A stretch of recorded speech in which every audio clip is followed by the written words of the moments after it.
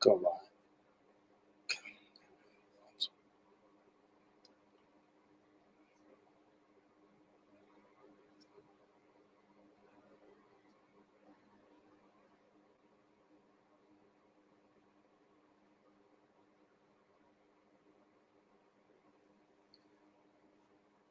Okay. I'm about ready. How is everybody? Sister Brooke, how is everyone?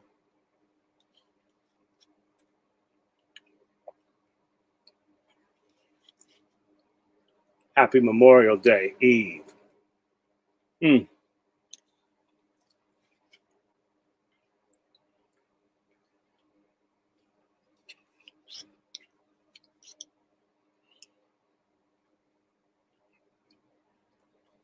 In spite of Bensonhurst, I like Italian ice.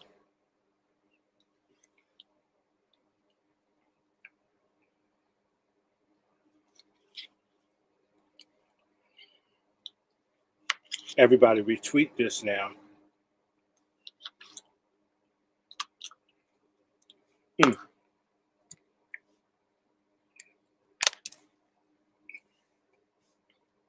Mm.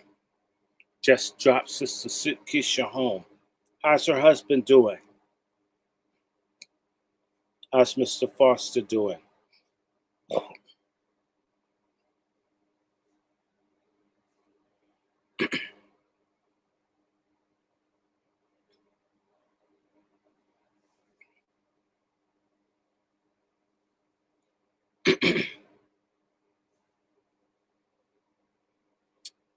I've been praying for him, Sister Brooke, off and on. Just praying, asking God to touch Mr. Forrester. He's a grandfather. We need him.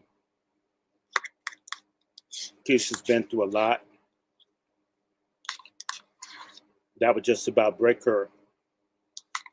She's a strong woman.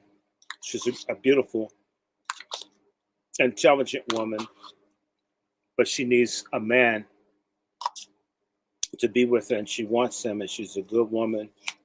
They love each other. And I've been praying off and on for him. Just tell her, and praying repeatedly. We're going to pray some more that God covered him. He's a good man. All the jokes aside, I mentioned him in sermon yesterday. God's working. We just pray. Hello, everybody.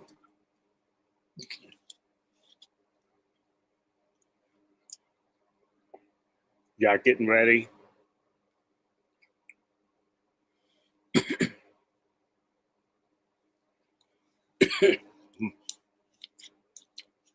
Let me just tell you.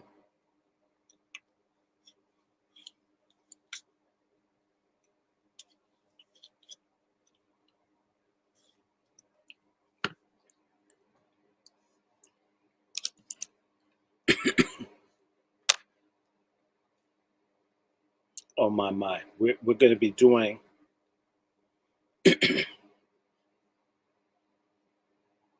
lives here. I'm ready to go live on X. I'm on Kuna Bomber.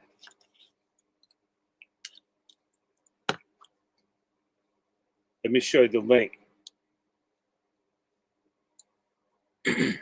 Anybody that wants to see it. Hold on, wait a minute. I'm on Kuna Bomber. We're going to be on Twitter. Kuna Bomber, Coona Bomber. Let me send you, for people that want to follow one of my many Twitter pages, in case I have so many, because they take my stuff down. But we'll be able to interact a little bit. Kuna Bomber.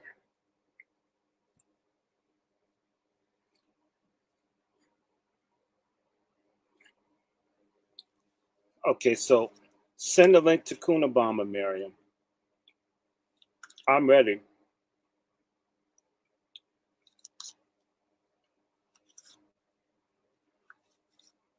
Mm. Mm. Even if Italians are bad, Italian ice is good. That was cold. Even if Italians are bad, Italian ice is good. No. Devin, everybody.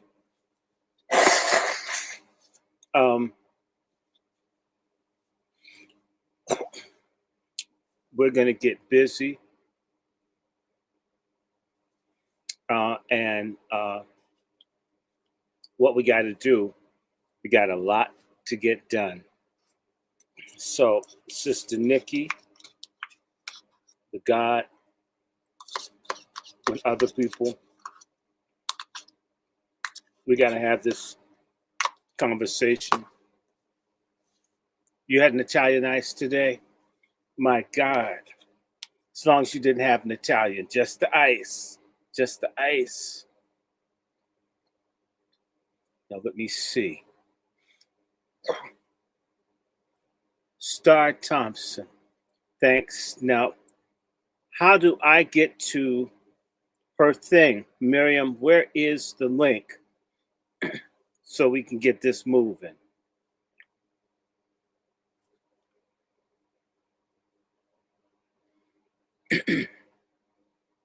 Oh, she sent me a link 1 minute ago. This says unable to fetch space. I want you to see what it says. Unable to fetch space from Nikki the God. That's weird. Let me take a picture of this, because nobody will believe me. She sent it again, unable to fetch space.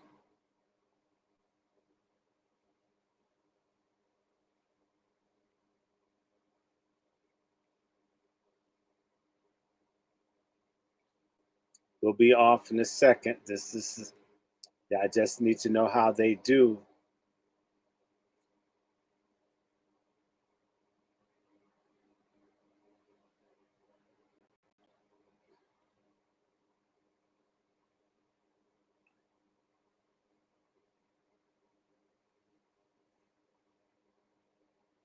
All right.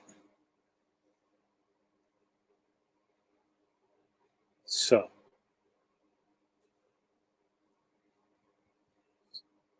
okay. Trying to figure out what's going on with Nikki.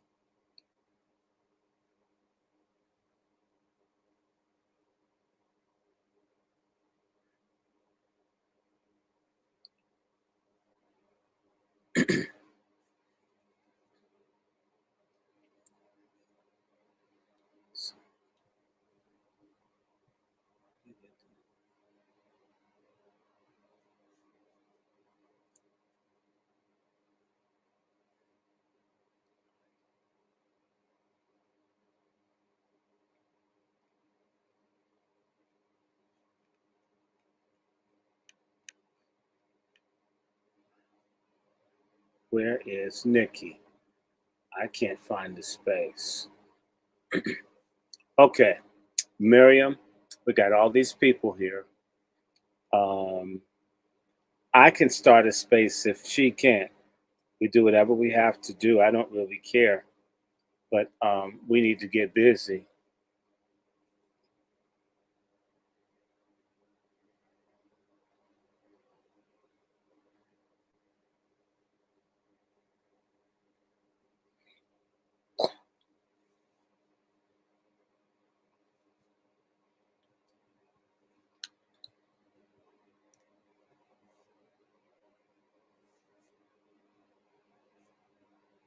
Okay, I still don't see her.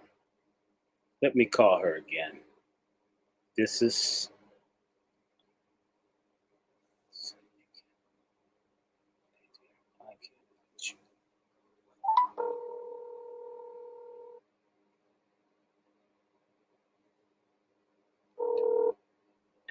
Hello.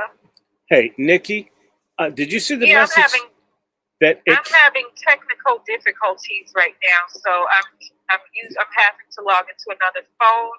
I can't share this space or anything like that. I don't know what's been going on with Twitter. Okay, do you want me? I know, I see what's happening. I told you you're working with me, dear. It all begins to go bad the minute that all of a sudden people are lying and accusing and so forth, or something goes wrong. Look, can I start the space and you join? Can you do that, or what? I mean, I don't care. How would that? Let me try from this one phone real quick and see if this works. Spaces. Yeah. We are working on a technical. Search space.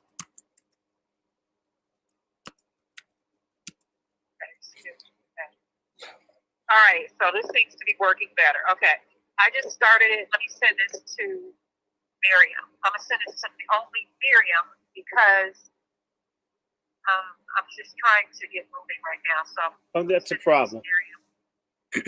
And will it show up on your timeline? Send it to everyone else. Okay, so let me send Miriam a message so we can get this moving. Miriam, get ready for me to communicate with you.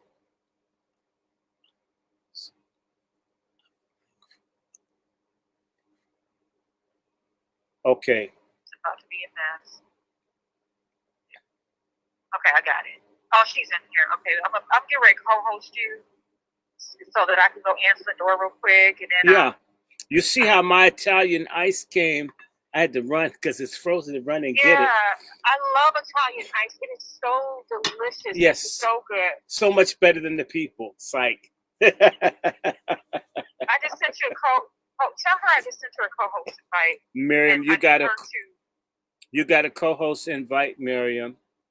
And I need her to send the space to some people because I got to answer my door. Okay, Miriam, she needs you to send the space out to people. And I sent her a co-host invite that she didn't accept. That she did not accept. So yeah, tell her that she got a co-host invite. Okay, well, I'm communicating with her. I don't know if she can hear me. So sorry about that. I told you. That's okay. Some people. Okay. I was talking to two people at once. Oh, okay. I was talking to two people at one time. Okay, no worries. No worries. I just want to know what I'm supposed to do. We'll send it to you. Oh, come on.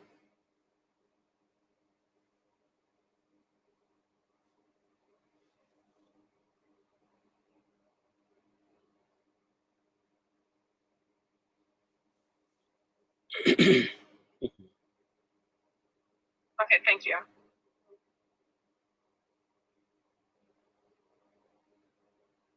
Okay, I got my lemon ice now. Now we in the business. I had to give me a lemon ice as soon as I saw you had that. I just did two mangoes. I'm actually losing weight, but I am being so greedy. So okay, I'm here. Another 2 pounds. I got you. I'm here, and I'm in. Hi, Dr. Short. Yes, so hold I on. tried to. Where are you? Okay, let me hang up so I can talk to you via this. Okay. I'm going to request. I'm going to hang up. All right, guys, we finally got it. It got weird.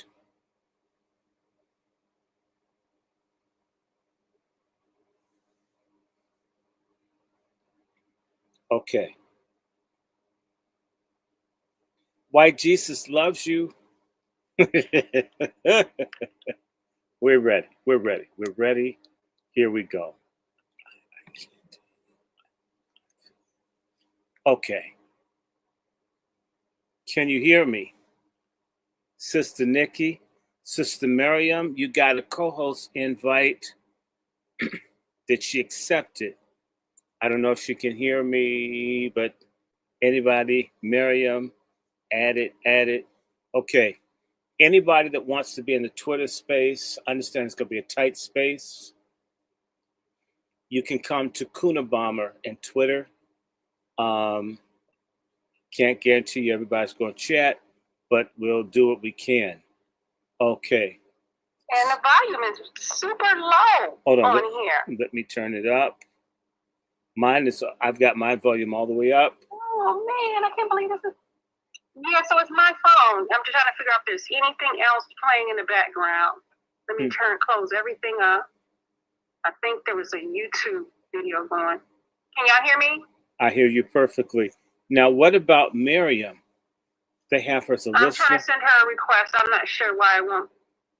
You're allowed up to 2 co-hosts. To add this person, remove 1 co-host. Oh my God. Well, you can remove me for a moment.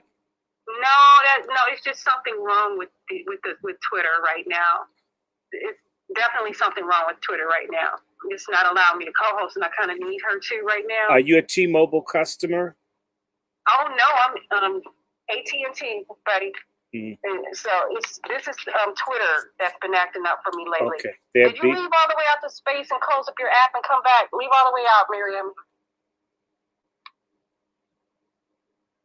If she can hear you. Close up your app and come back. Okay, so we're in Kuna Bomber. I'm telling her to. We're in Kuna so Bomber. She can co-host because it allowed me to co-host him. Hello, everybody. Welcome to the space. Okay. Miriam just sent me a message. Miriam says it's not allowing her to accept it. Okay, I'm going to unco-host you and see if that helps at all. I hate that this is happening. No, you may have to. I can't hardly hear anyone anyway. Oh, okay. Well, maybe you should just start the space all over again. What did you title the space? I'm thinking I should just start it all over again because I don't know what's going on. I'm going to start it over again on my iPhone. Hopefully, y'all all will come back in. Okay. Restart this on my iPhone. Peace. So, is it the same account? Okay. Okay, everybody. They're just giving some difficulty. If you are a T-Mobile customer, they've had problems. Anyway, thank you one and all for checking in today. We do the best that we can with this. Sister Star, Sister Devon, Brother Mark, Sister Aja, all those people. Thanks. We're on several channels, and we'll do the best that we can to. We're going to kick off a series of these discussions. There's something absolutely weird going on, and we want to talk about, in particular, there's been an increase in the number of people who are swirling, getting killed. And I'm going to just say, so you'll understand, I don't lie to anybody about heritage. My heritage is so heavily mixed. But, whatever, to me, black isn't a color. It's not even a degree of how much white or whatever else you are. It's how you ideologically feel about the people who are called black or colored or freedmen or Negro or whatever, who have been in this country time immemorial and people who are brought over from Africa and Moors and European people and all the mixes they're in. Okay. Some people like me have some Peruvian and Mesoamerican ancestry and other things, but ultimately, the way I see the world, I see it as a Black American, right? I'm very comfortable with that. I don't wish to change. I'm not trying to change, and I'm quite happy with that. But not everybody is, and all of that to say, a lot of my ancestors are all kinds of married, all kinds of people, this, that, and the other. But anybody that understands that knows that regardless of when it happened or otherwise, when I do genealogical research, sex across the color line comes with great consequences. It's not like it's value neutral. And if you run around, I'm speaking to my crew now, if you're involved with people and other ethnic groups with the amount of hatred that's focused towards Black Americans, male in particular, with a white woman being at the apex of where the hate comes from, you should not be surprised at what happens to you. Sister Keisha, love you, my dear, praying for you, praying repeatedly for the recovery of your husband. We need him. When I was talking to God about you, it's a sidebar, people. I was saying, God, how can you let so many people and one person's family transition? And it's like almost the only person they have left other than their children and grandchildren. You got to let this one stay. Just for what? You've lost like almost 3 dozen family, maybe 4 dozen people have passed. I mean, let her keep her husband. The children need a dad, a grandfather, great grandfather. He's nice. He ain't beating her, not cheating on her, not fagging on her. I mean, why does he have to be sick like this? So, I asked, tell me something. Feeling I got is going to be all right. So, I'm not a doctor. I haven't asked you, Sister Keisha, but when I prayed and I prayed the other day, I felt like it was going to work out. Feel like it's going to work out. I'm believing that things are going to work out for you. You matter. I loved you first time I saw you. You're a beautiful person. I'll tell anybody that. Anywhere I go, anyone that knows me, if we talk long enough, if we talk about New York, I talk about Sister Keisha in Brooklyn. What a good sister, what a righteous sister, how lucky one is to meet someone like you. And I can't imagine what it would be like for you to not have the person that matters around. He's a nice man. He's a sweet man, a strong man, a no bullshit man, a pillar. And when you take something like that from a family, you can almost destroy a family. Moving one person, it's like a house of straws or cards. You have a real strong partner. If you pull that out, it could make a lot of things that were stable fall apart. So that was my prayer. Remember them. Remember all the good stuff. The young people. Remember the bike rides, the self-protection training, people learning about nutrition, a United Africa movement, families always doing. Don't let them lose. Don't let the circle get broken. So that was my prayer for you. And I'm going to keep praying until I hear he's home. So it matters to me. His support for all the stuff you do, thorough black talk, straight black pride. You could have married an asshole man that fought you all the time. And this brother's from another country. He's a co-associate. He's one of the cool international first generation types that gets it. We need people like him, bridge building people who get it. So much love to you. I just have to say that Sister Keisha when nobody else would open the door for me to talk to anyone, she did. She did that for me. Nobody else did it. Nobody but her. Not even my family did that for me, and Keisha did it. Meet me one time and just start doing stuff. We have people still like that. And so let me get a little louder. They're messing with the sound, Miriam. They don't like this. People have no idea how opposed these devils are to the kinds of stuff that we're doing. You have no idea because it's free and you're not paying $150 or $1,000 for it, or it's not in some white control hotel or some boule event. You have no idea how much they don't like you thinking. They don't like us talking. They don't like us reading and writing. Okay? That's why you have the school to prison pipeline. That's why you have the boys vaccinated. We have hundreds of thousands of young black men who've been destroyed by the allied health thing, by pushing stuff. They want everybody dumb. They just want us to be zombies. They talk about the Haitians and their voodoo. White voodoo's a hell of a lot worse. Now, I think everybody's together. Sister Miriam, they keep logging my phone out. I hope y'all can hear me. Does Sister Miriam get to become a co-host? It's a problem, and I apologize to you in a space. Dr. Short, we had already planned this morning that she was going to co-host the space. Me and Miriam planned that she's going to co-host my space a couple of days ago, and it won't even let her up.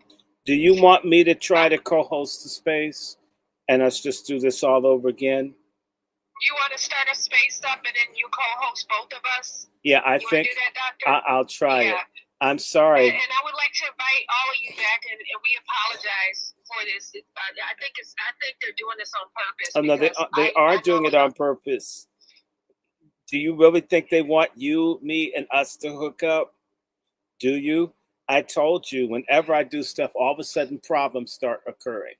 Ask the 1B, put my name in the thing, and they'll shut everything off. I'm thinking, damn, Umar Johnson, y'all you have millions of people. You won't let me talk to 5 or 6 people?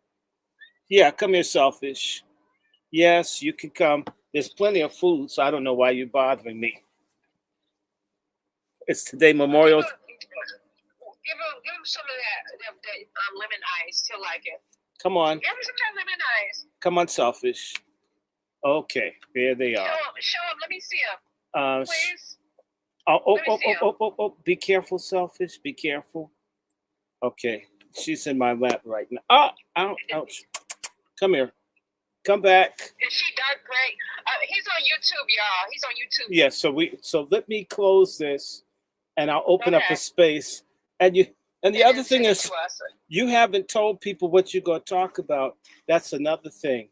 You just have to be straight. I was just getting ready to add it to there, but just like I said, YouTube was tripping.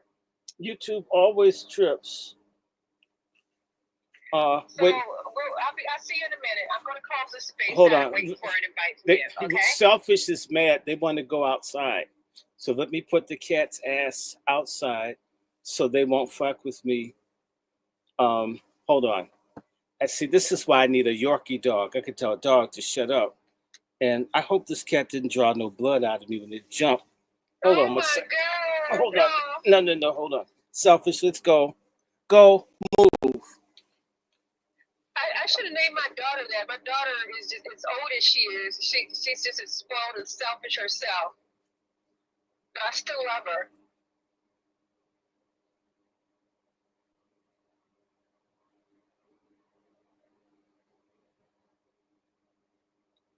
Y'all say a prayer for Dr. Short. He just got scratched by the cat.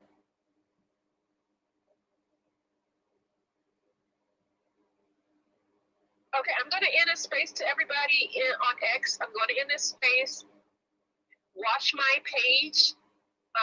I'll be putting up a notification for when he comes on. I'll put that on my page. Thank you so much, y'all.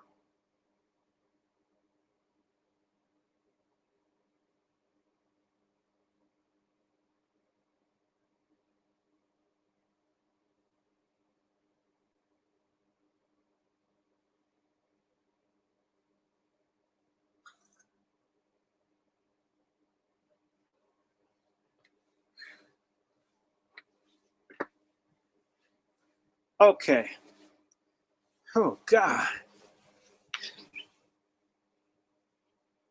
Okay. Let's try this again. Whew. Okay. I'm going to start the space.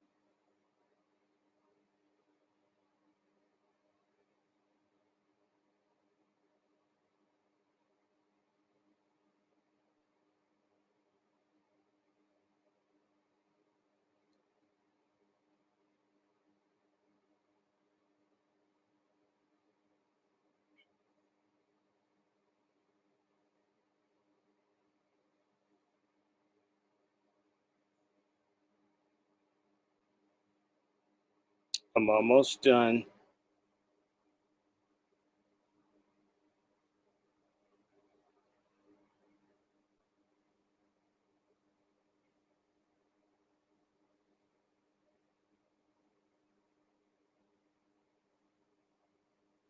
Okay, I'm sending a link up on my page.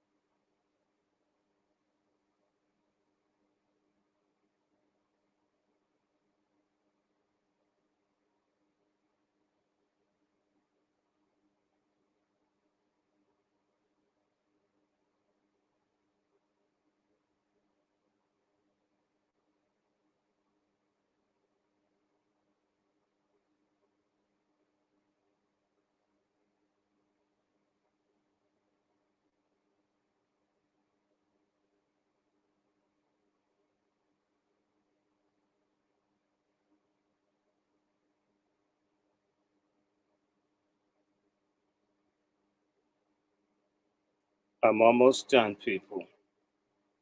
Mm, mm, mm.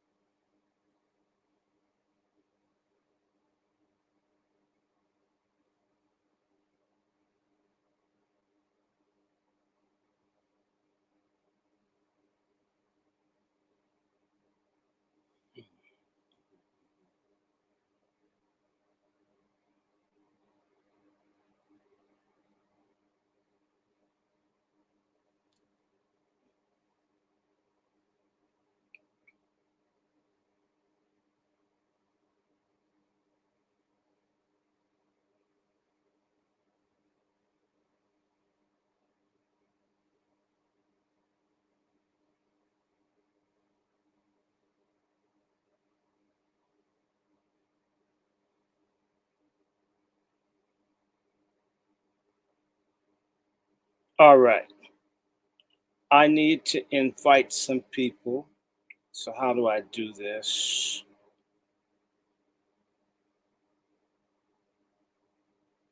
I want to invite co hosts. One, two.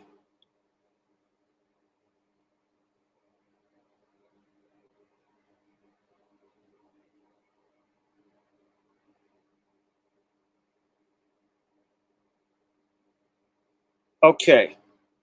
Is that working out for people? I've made an invitation. Can everybody hear me, or is the sound jacked up?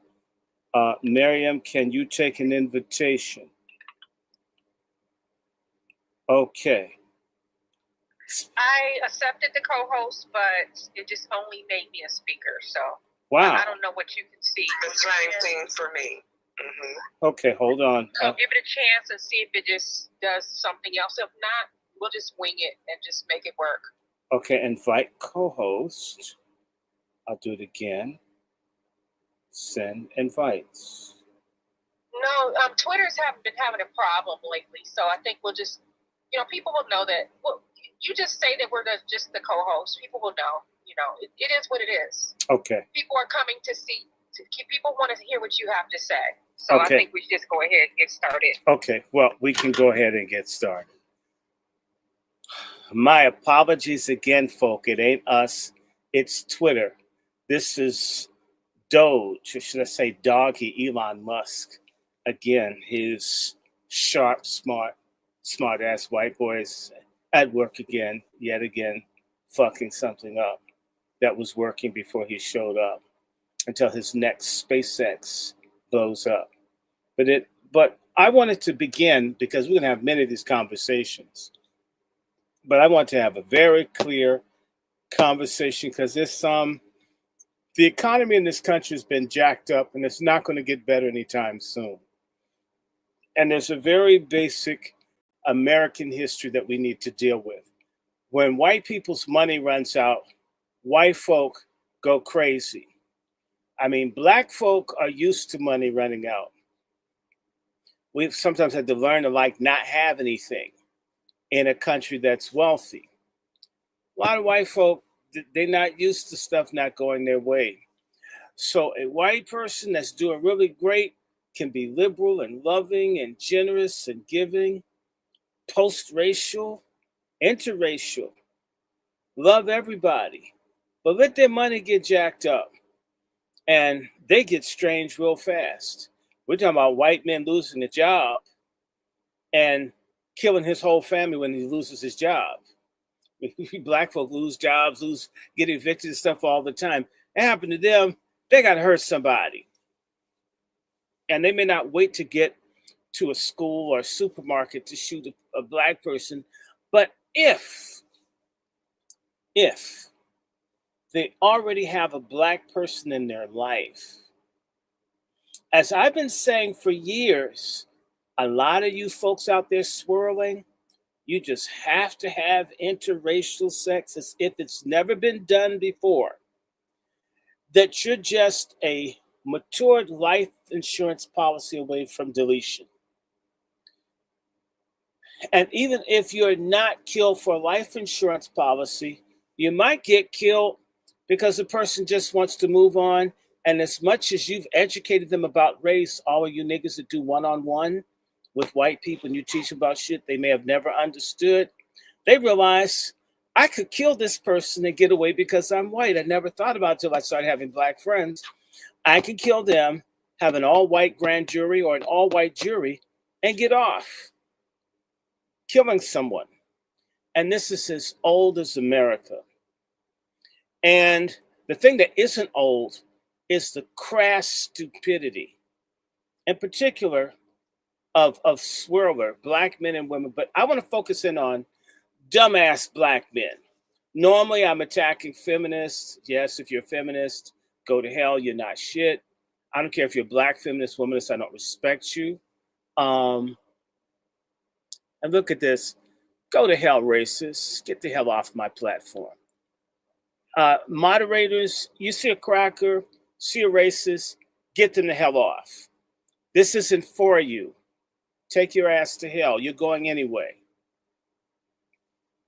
You dumbass black men that think everything, the universe revolves around your dick and everything is about, busting a nut. I know what it's like to be in a super racist, dangerous area more than one time, and a black man's done something risky, inappropriate that could have gotten folk killed over his dick. Over his dick. And he'll get other people killed over his dick. And shit.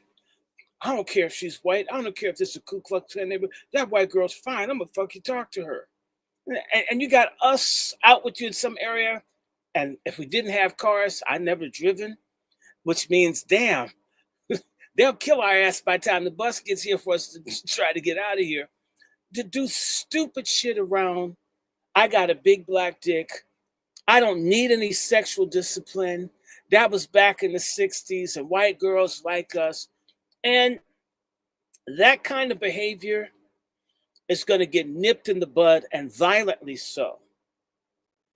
And for black women, just haven't forgotten your asses. Y'all going to get dogs. If you get with the white dude, like I heard about this case in England about a black woman that married a white dude.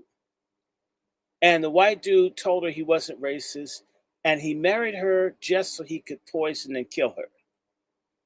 Now, you just wanted to kill a black person, so he got close, acted nice. It was a long game of seduction, and then he killed her. Made her drink poison. Like the black boy who went on some field trip in California, and he's drowned, and all the white people live. I grew up with white people do pranks and stuff. They understand how little value both black people place on black life and how much less value white people put on black life. You can make someone mad, make a comment, say something, and that person, when they're broke and mad, can decide to get rid of you. And they know if you go to the courts, you go to the court, you're a black man against a white woman. I don't care what she's done. That court's more than likely going to rule against you as a black man. If you go to court against a black woman, black men divorce, almost always, no matter what, the court's going to rule against you. In fact, I'm going to say this. Black men are the biggest bitches of any demographic group. Why? Because black men refuse to coalesce. They refuse to come together. They refuse. They're going to be rugged individuals in a country where we're outnumbered, outgunned. People have more money, and they fucking hate us, and they unified the hatred of us, and we don't need each other. I'm just so big and bad. I go to the gym. I run 10, 20 miles. That's fucking retarded because they can bring 20 people out to take you out. But black men don't think that. In fact, as a people, we think we're a bunch of individuals that won't be accepted by white people instead of being an ethnic group that's a separate and distinct people. That's the way you're treated by them, and we refuse to embrace, damn, we're separate people.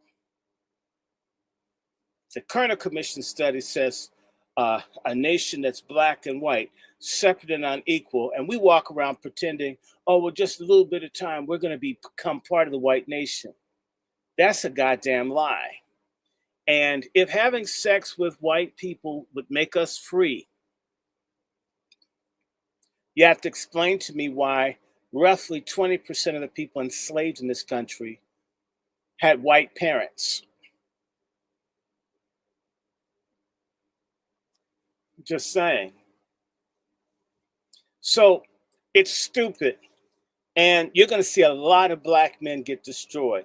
And let's just, for honesty's sake, let's also acknowledge that the same rule applies. If you're a black man, in fact, we've got a soaring rate of crystal meth or ice addiction among black men in urban areas. Why? They're messing with white gay men who want to experiment and see a black man get high. And when they go on the little phone, the little code language is, if you want to hook up with this white guy, he seems kind of liberal. He's got a Nelson Mandela picture in his room, whatever, Martin Luther King picture. And so, it can have some hot interracial sex. And the white guys, they drink different sorts of coffees and teas, unlike black dudes that just drink Lipton. Whatever fucking excuse black sodomites make to swirl. Or black men don't read books. Black men don't travel. Black men are shallow. White men have more spirituality. They listen to class. I went to hear all this stupid shit from black male and female gays. However, you're still black. And like the little black dude who impressed me, nice looking black man. We're nice looking people. This black dude probably went on he thought he was going to have some good, hot, clean, hot, fun sex with white guys. And they left his ass in the desert to die. And he was found dead. Dumbass black gay dude. Just because you could suck a white dick, or you got a bubble butt, or you got a big black cock, a BBC, as they say, you're still a nigger. You're still a nigger with your big black dick. They had big black dicks in slavery. They had big black dicks in Jim Crow. They had big black dicks in Reconstruction. You got a big black dick in your credit red line, a big black dick in housing covenant, big black dick in health disparity, education disparity with your big black dick, mass incarcerated with your big black dick. Damn, Dr. Short. Your big black dick. If it was the solution to every fucking thing, why aren't we free with your big black dick? Why do people come in and murder us in our communities? Why do we have tens of thousands of missing women? Why do we have hundreds of thousands of children stolen from us by Child and Family Services? Right. Why are neighborhoods crumbling? Why do illegals come and take and do all the skilled jobs that we used to do? And you've got big black dicks and you're fucking white women and white men now. I'm not impressed. Fuck you. And when you get killed, swirling, don't look to me to give to your damn crowdfunding thing posthumously. If a white man's ass or drinking white man's semen is worth dying for, then motherfucker die on that sodomite hill. If white pussy is worth dying for, then you die on the cave cooch hill. Don't Y'all come hear running that? to us. I don't want to be involved. It isn't. Message. It is not a black man who's married to a white woman that's become part of the black community. As I said, my grandfathers who fought in the Civil War in both the United States colored troops and in the United States Army, when there was no colored troop for them to be in. So they went in as white people, fought as whites, and when there was a chance to be with black men, they joined the colored army. Some of them were married to people who were nominally black or white. My great-grandmother 3 generations ago is a woman from Germany. It doesn't make me feel special. I'm glad I look like a black American, but I had 2 great-grandfathers, one named Basil Kelly and another one named Theodore Lancaster. Basil Kelly went into the Union Army at the age of 61. My other grandfather went into the Union Army, and these people could pass for white, at the age of 65 to fight for black freedom. So I'm not tripping off of light skin or mixed marriages where people become part of the community and serve the community. But these people that make these kids who identify more with whites and they hate black people like Obama, we don't need any more kids like that. To hell with that. And I'm going to say this. Same black men that are abortion clinic getaway drivers that take their black women to kill their babies have kids with white women because they want the half-white kids. They'd rather be fathers to them than wholly black kids. You guys aren't shit. When you go into court, you lose. Back to the gay shit. Someone mentioned Ed Buckner, the white dude who was drugging black men and killing them. And he's a big Democratic Party donor. He killed maybe 3-4 black men. And they didn't want to prosecute him. They have the right to kill us. They do. A de facto, not de jure. De jure means the law. De facto means what is. by fact, they have a license to kill us. That includes white women. And so, you stupid ass black men with your big asses, your bubble butts that white men like because they don't have asses either most of the time. A lot of black men in particular, they keep talking about all the transsexuals. Don't you realize that it's rogue white cops and other people that kill black sex workers and they disappear? There's a video, a film called Blue Bayou, look it up, where a white dude by the name of Dominique may have killed 25 black men.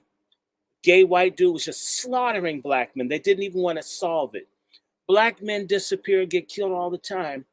Fucking white men with your big black dick, and they'll put your ass in a hole in the ground just as sure as you, damn, you're a poppy seed.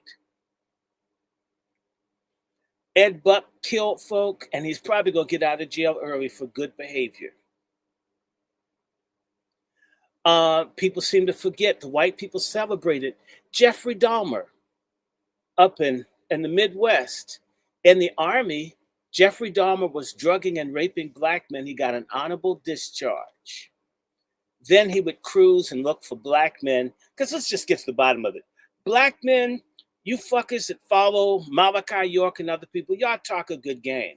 But when the lights go out, if a white dude's got some paper, you guys that have no moral principles, y'all will screw and fuck and suck just about anybody.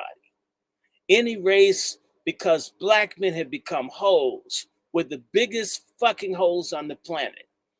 We don't care where we put our sperm or our seed. We don't care what happens with the progeny. I'm talking about a good 50% of y'all. And then y'all choose to get with white. And then when I get with a white woman or a white man and some shit goes wrong, help me. No, help yourself. Everyone says, oh, you're lynching, Emmett Till. Well, what did you fucking learn from it? Nothing. So, right? Need a white in your bed? Get a bullet in your head. Am I saying every white person? No. Am I saying many white people? Yes. Give you another example. It happened in Illinois a few years ago. I think it's Joliet, Illinois, where some stupid ass black dudes thought that they're gonna get to smoke some weed and play video games and fuck white girls. And the white girls had the black guys come over, drug them, had their white boyfriends kill them, and the white people had sex on top of their dead black bodies with their big fat black dicks. Dumb motherfuckers. And you know what? The courts didn't even really want to punish them. They were young. Their lives are ahead of them. Stupid. So the economy is bad. Whenever the economy gets bad, whites start killing black people. That's American history. And the closer you are, typically who gets murdered? The people that are closest to you kill the people that are closest to them. Fact. So, and white men lead what? White men lead in one case of murder called familicide. White men are more likely to kill their whole family, multiple members, than any other group of men. So they will kill everybody. And you know what? All they have to do is go to court and say, I feel remorse. I'm sorry I killed a nigger. Oh, he's a great person. Look at how he's growing. This is why when these little fuckers write in when I'm giving my sermon and talk about forgiveness, what white people mean by forgiveness is impunity. Accept the fact that we do what the fuck we want. That's what they mean by forgiveness. Forgiveness for me means I'm going to stop doing the shit that was wrong to you. And you're going to not want to hold, you're going to allow me to change the way that I've treated you.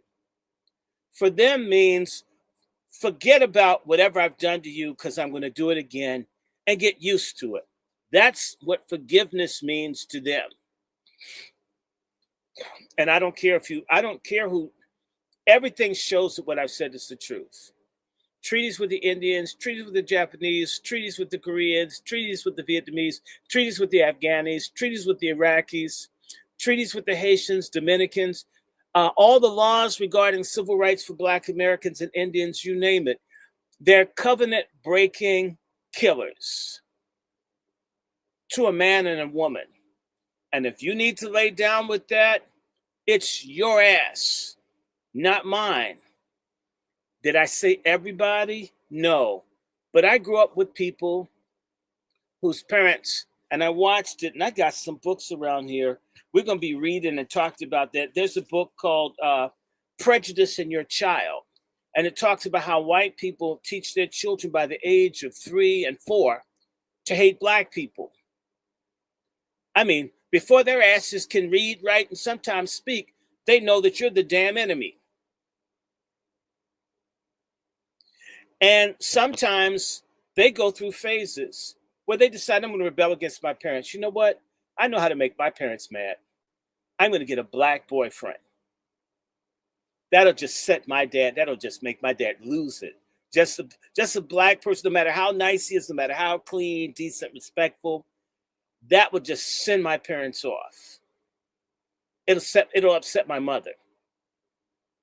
And when that shit gets old, I can go back to being white. The same white people that were hippies and marched for civil rights in the 60s, early 70s became yuppies for gentrification, the destruction of Black communities, pushing for Planned Parenthood to destroy us as a people, supporting the illegals coming in the country to replace us. Same damn people. Same Karens and shit you see attacking people that in their 60s and 70s and 60s, 70s, 80s. Those were the hippies that were talking about peace and how they marched with Martin Luther King. And that was in. It was a fad. Hey, I don't hate Black people. Now, hating Black people's a fad. They joined it. When the Ku Klux Klan was in, 5 million white men were fully dues-paying members of the Klan. Newspapers. The Ku Klux Klan had radio stations, radio shows, records, movies, newspapers. For several years, just hating Black people was the biggest thing in America. That didn't just go away, people. For me, I remember going to the store and there used to be candies called Nigger Toes. It ceased to be as cool, so they changed the names. There used to be nigger hair stuff, then it became bigger hair. All this stuff sort of changed. Some of y'all asses haven't seen. All that stuff has gone under the surface of what this country really is. But when white folks, all you got to do is mess with their money. Mess with white folk money. White folks start killing family members. They'll kill a white person that matters to them. Damn, you just roadkill. You're already dead just by your skin color, your melanin count. Your melanin count, you're nobody. So back to people like Jeffrey Dahmer eating Black people, and he's not the only one. Just like the white man in Massachusetts, they checked his grill and they found the remains of burnt up Black women. Not that we don't have Black serial killers, we do. We had a strangler in Cincinnati. We had a strangler in Cleveland. We had a strangler in Miami, Black men that were mass killing Black women. We have tens of thousands of missing Black women. We had the Green River Killer, white dude killing Black women, killing all kinds of women. Black women get killed all the time, and Black men get killed too. And a lot of times, Black men, y'all weedy, y'all smoking, y'all don't do this, that, and the other. You got to get out there, right? Yeah, you do. And you're alienated from everybody. And then you end up with some white bitch who's been drinking Mountain Dew since she was a baby, so she's got no teeth, so she can go down on your big Black dick better than the sister. Man, she can take it in like a sword swallower. The sister would be coughing up, vomiting up my semen when she sucked my dick. But the white girl, she would take a white woman, know how to suck a dick. The white girl know how to smoke the mic. Sisters be all too too prim and proper, man. Hold just gump on this to see the white girl. You know what? She'll bake you a cherry pie and suck your dick. The sister be wanting you to take her to Red Lobster. I've seen this kind of shit. And always making a comparison between all the black women and all the white women, as if all white women are angels and all black women are devils. There's no such thing. All black women aren't fat, but too many are. And all white women don't have little boy asses, but most do. And a certain white women have the weebles wobble, but they don't fall down body. You know how like they're built like the letter 8 and shit. Like there's a glob at the top, and then there's a little bit of another glob. It's weird. You know, I don't know what that's about. I don't want it. I'm not mad. If you have to have white sex, I get it. I got swirler cousins, swirler people. They just have to have white pussy. My thing is when shit goes south, lose my number. Lose my email. No, I won't give to your GoFundMe because you knew better. So I want to say to you, this is going to become the next trend. Okay. And so I could just see a white woman getting a black boyfriend and getting them to try some fentanyl because they have these weird sex things that white people like to do. Like they like to use drugs and nearly die and then get resuscitated with Narcan, except what they probably do, the black person's let them overdose and then run. Oh, I can't find the Narcan. Let's call 911. Let's call 911. Let's go. Oh, it's so terrible. I loved him. And get paid off his ass dying. People do this shit. You know, I'm not here preaching hatred against anybody. I was raised in part by a white family. I know that my head grew up on a white woman's titty. It felt good too. And so I'm not walking around here telling you to hate anybody. But I want to say to you that the husband of the woman that helped raise me absolutely hated my guts because I was black. And he's trying to teach his kids the opposite of what the mother's saying. Love Steve and Randy. And this dude is saying, hate them. They're black. Why do you deal with them? Why do you, right? This dude hated us. And those dynamics play out in white families. I'm not talking about someone I didn't love. I love Vera. Vera helped me. Vera combed my hair. Vera changed my diapers. Vera rocked me in her arms. I love Vera. I think about Vera. I love Misha and Leela. They were my brother and sister. But their father absolutely hated us for being black. And there's nothing that we could ever do to win him over. He was like white America, even though he was from Russia. Okay? I'm just telling you, when you get into some of these white family situations, everybody doesn't like you. Everybody didn't sign in for you. Some of them did. And I'll tell you something, if it comes down to you and the white family member that they came up with, most of the time, you're going to stick with your family. You're supposed to do that. You're the odd nigga out. And I'm not even asking them to love anybody. I'm saying you hating yourself, you being a self-hating nigga, you're the problem. Now let's just talk about this. I gotta go in the area because Black Lives Matter, people like Don Woman or Don Lemon, Cory Booker, Fag Jeffries. That's my name, Keisha. Fag Jeffries. All of these black dudes that run with white men, if you ever really study, in fact, I got one of my books here. I'm going to hold it up. We're going to read out of this. Y'all want me to read out of this book? This is one of my family classics. We got multiple copies. It's called Sexual Life Between Blacks and Whites by Beth Day. I think it's Beth is the first name. And I came up, Beth Day. Sexual Life Between Blacks and Whites, The Roots of Racism. This is a book I grew up with. This has been in our family for 45 years. No, longer. I think we've had these books for 50 years. And I'm going to read from this. In fact, I may do it after we do this thing on Twitter, because I know these ladies are going to have to go to sleep. They need their beauty rest, and they're beautiful too. But I'm going to read from this because we're going to be talking about it, because there's another issue. But let me just deal with the sex thing. Gay people have their own language. I'm not picking on gay folks. Again, I would tell everybody, I don't hate nobody.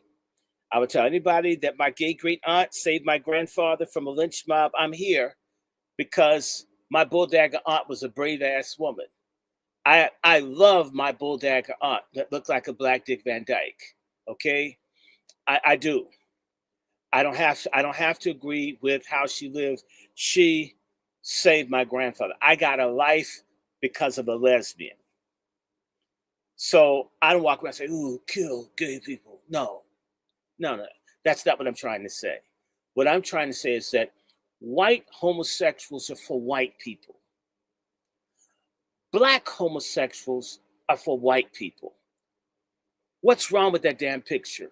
Latino homosexuals are for Latino people.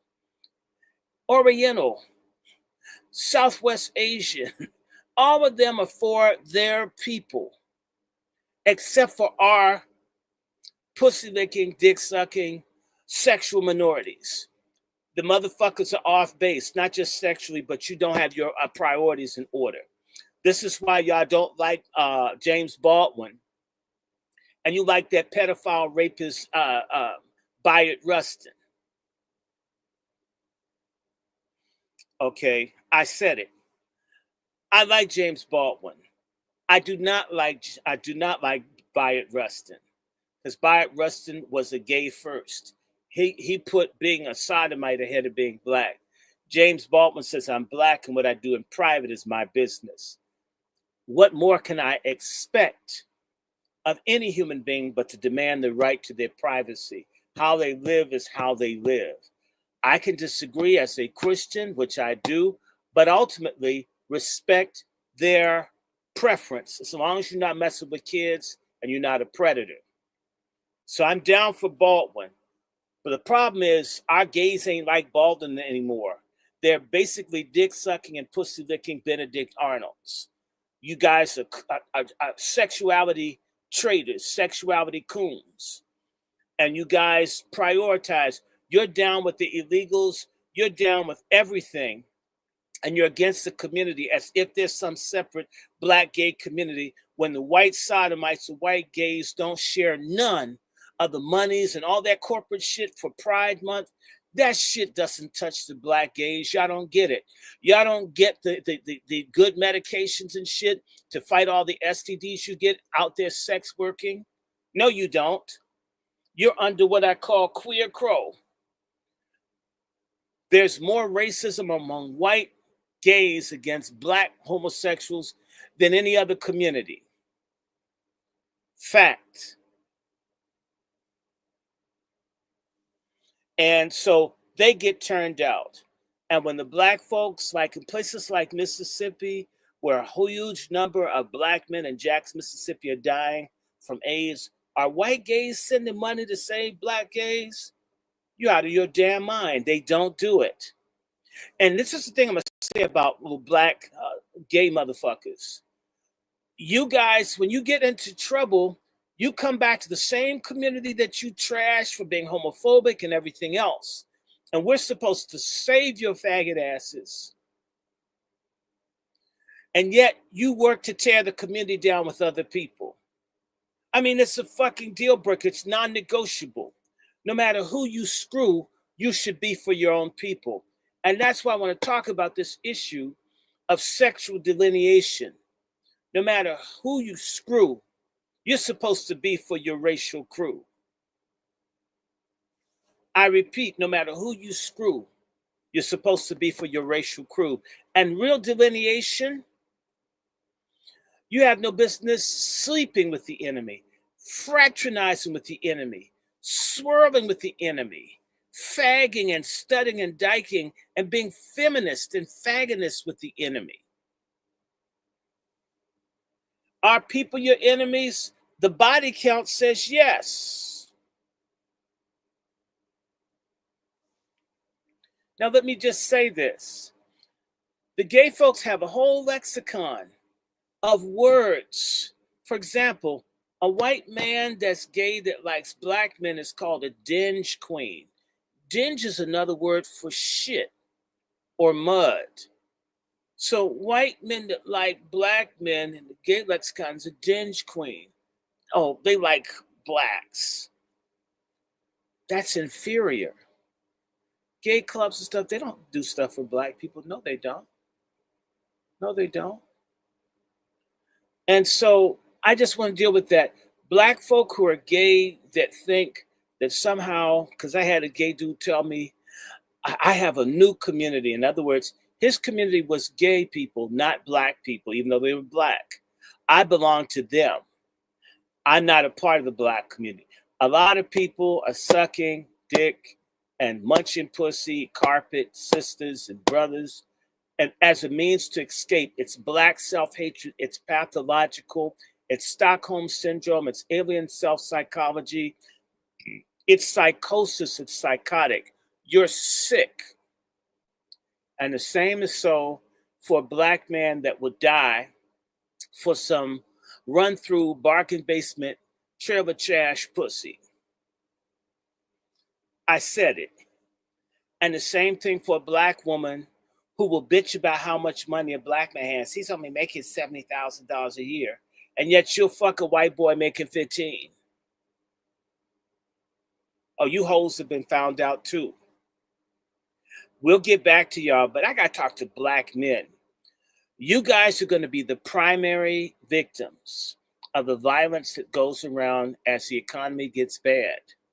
And trust me, if it's not the white woman that shoots and kills you, it'll be her brother, her dad, the cops. It'll be more and more black men destroyed or black men committing suicide. She called me a nigger. Oh my God.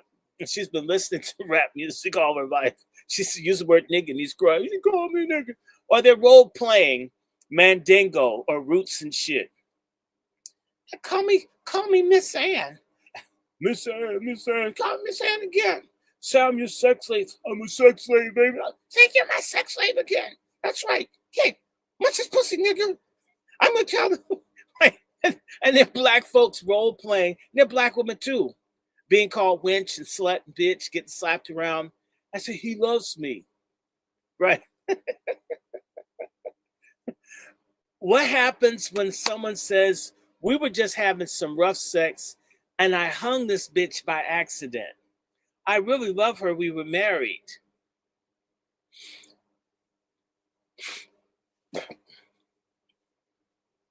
What about that?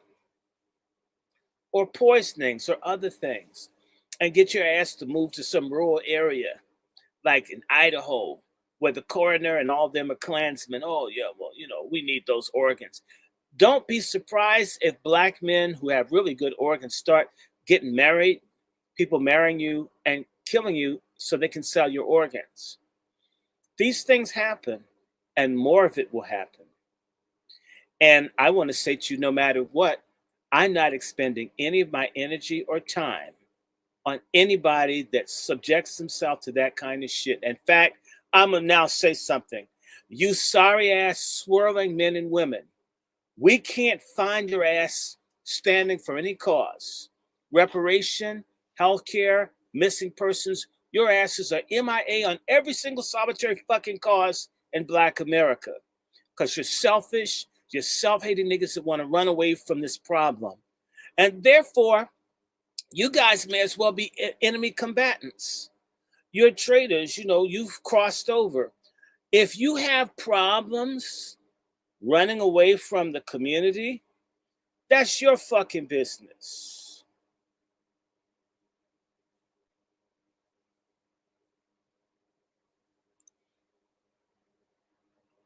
Indeed.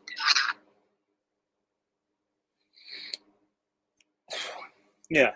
Someone wrote, "Hey, pretty girl." I think they talked to me some homo shit. Their ass is blocked. Damn. I think they were African, whatever, but they're gone now. It's some stupid nigga. The name is Bantu Mandinka. No, Mandinka isn't. This is some American nigga that doesn't know. Bantu is a different language group from Mandinka. So that's a black American, a Pan-Africanist asshole. Bantu is one language group. Mandinka are going to be people who speak Nilotic, Afro-Asiatic languages along the Sahel. Motherfucker, get the metaphor right. And if anyone's a faggot, it's you propositioning me and shit. I mean, StreamYard. It should be called Sperm Yard with all these weirdos on here. Well, now his ass is off my channel. Fuck you very much. I don't care. Okay. We need to be delineating. We bitch and complain about tethers. Tethers aren't as much a threat to black people as swirlers. Swirlers are a greater internal enemy to us. A lot of the slave revolts failed because it was a black woman used to fucking the white man that she loved and she ratted. That's Jamaica, that's Guyana, that's America. That's everywhere. Always somebody fucking someone else snitching because they're in love. We don't need you. So please leave us. We need to delineate. If you can't put the fate and destiny of your people ahead of your dick, some dick control, some self-respect, some clitoris control for you ladies, y'all deserve what the hell you get when they beat your ass or kill you or take your organs or steal your eggs or take your kids because you put your black ass out there unprotected and you didn't want to have anything to do with us. Why the hell call us when you're in trouble? That's like trying to get an insurance policy after your house is on fire. Try that shit with State Farm. They may not give it to you if you had the insurance before the fire. Just ask people in Altadena. So, it's time to delineate. We need to start making people that swirl enemies. Okay? You're going to have to decide. We're going to have to be a people. We can't have people fucking all over the place, whoring all over the place, sleeping with everybody, sucking everybody, and bringing their diseases back across town. Using everybody else's drugs. Like I was saying earlier, you get these black gay dudes who are meeting white guys on Grindr and all these other little homo apps. And the white guy gets them in and gives them all kinds of crazy drugs and gets them strung out on crystal meth. That's why there's so many crazed out, insane black men in New York. They gay. They got these white dudes drugs. The white dudes got them used to it. Then they got them hooked, did all kinds of humiliating shit, made them do stupid ass porn and shit, and threw them away. Typically, once they have AIDS and other shit, then they're of no use to anybody. Black people are disposable to racist white people. Gay ones, straight ones. And by the way, at one point, it may still be the case, 1/3 of the marriages that black women get are to white men in this country. Black women, I know good black men are hard to find, but they're out there. A lot of folks don't try that hard. A lot of folks look for excuses. I've been in situations where black women wouldn't even let you say hi to them. Well, I can't meet any black women. Just run away from. I mean, I'm telling you, at Harvard, the black women wouldn't make eye contact with black males, so you couldn't speak to them. Like, damn. I mean, I remember looking in the mirror saying, am I that ugly that you got to cover your face when I come by? Or turn or you run? I mean, I look that bad. I don't think I have that unattractive a face. I mean, I had other brothers. I mean, in fact, the black guys ended up running to white women because the black women wouldn't take them. Everybody was chasing the black men except the black women, the gays, the Asians, the white. Everybody wanted black men except for these stupid ass black feminists. You good black women have the duty to get feminism the fuck out of the black community. The sooner the better. Feminism must be expunged from the lives of black people. Um, I'm not talking about women's rights or justice for women, but this white female supremacy shtick. And see, the white women tell black women kill their babies. They're struggling to have babies for white men. White women tell black women that Lizzo was fine when she's morbidly overweight, and yet white women starve themselves to death to please white men. White women tell black women to do the opposite of what white women do with white men.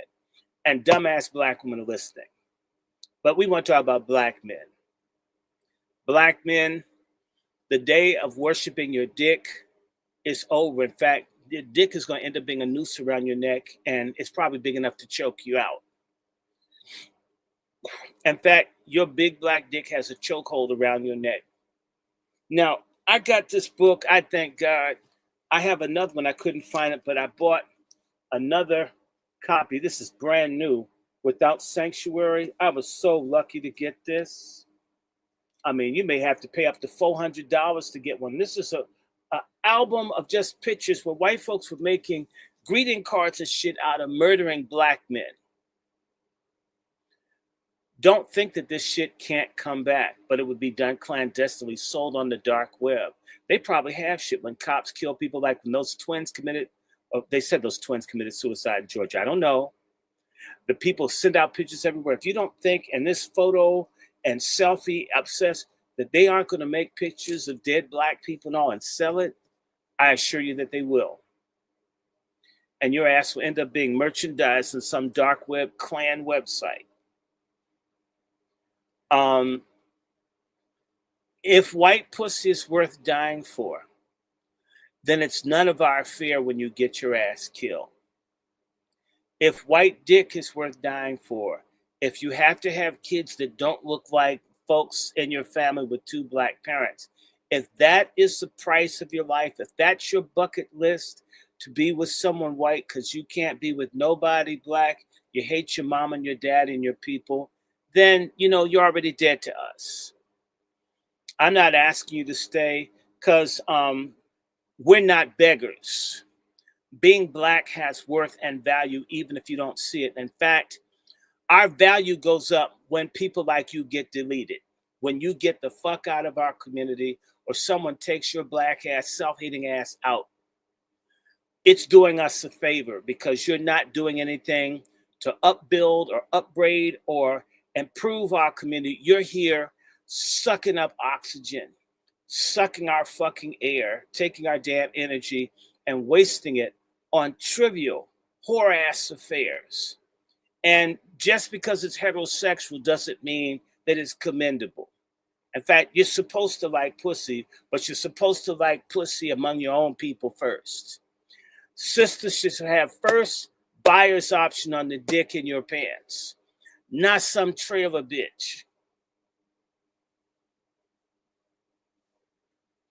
I damn ass mean it. I'm dead ass serious.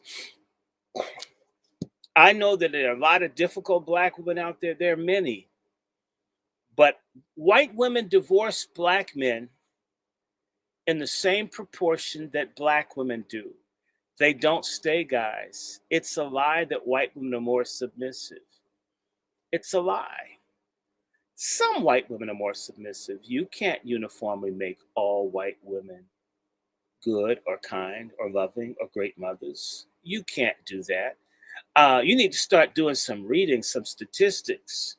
And by the way, since black men are such cheap whores, if you've had one big black dick, you've had them all. My friend Patrick, who committed suicide because his fat, dumpy, racist ass wife decided to cheat on him, the thing that really, really fucked him up, that pushed him over the edge, because he had a fight with her. She tried to shoot him with his gun, and in defending himself, he broke her nose. She was getting fucked by some local nigga down in Missouri. This dude is fucking this white woman with the broken nose. So hungry for some white pussy, he's gonna fuck a woman with 5 or 6 kids of another black man. Black men have no loyalty, you have no tact, no couth, no dignity, no decency. You're full of trash. I'm not saying all, but the type of black dude can't wait to fuck another man's woman, fuck another man's child. We're going to have to, part of delineation is we need to delineate who you sleep with. And we're also going to have some rules, delineate that pedophilia is off the fucking table for the Black community. We're never going to become a community that embraces pedophilia or pedophiles of any color, in particular, starting in our own communities.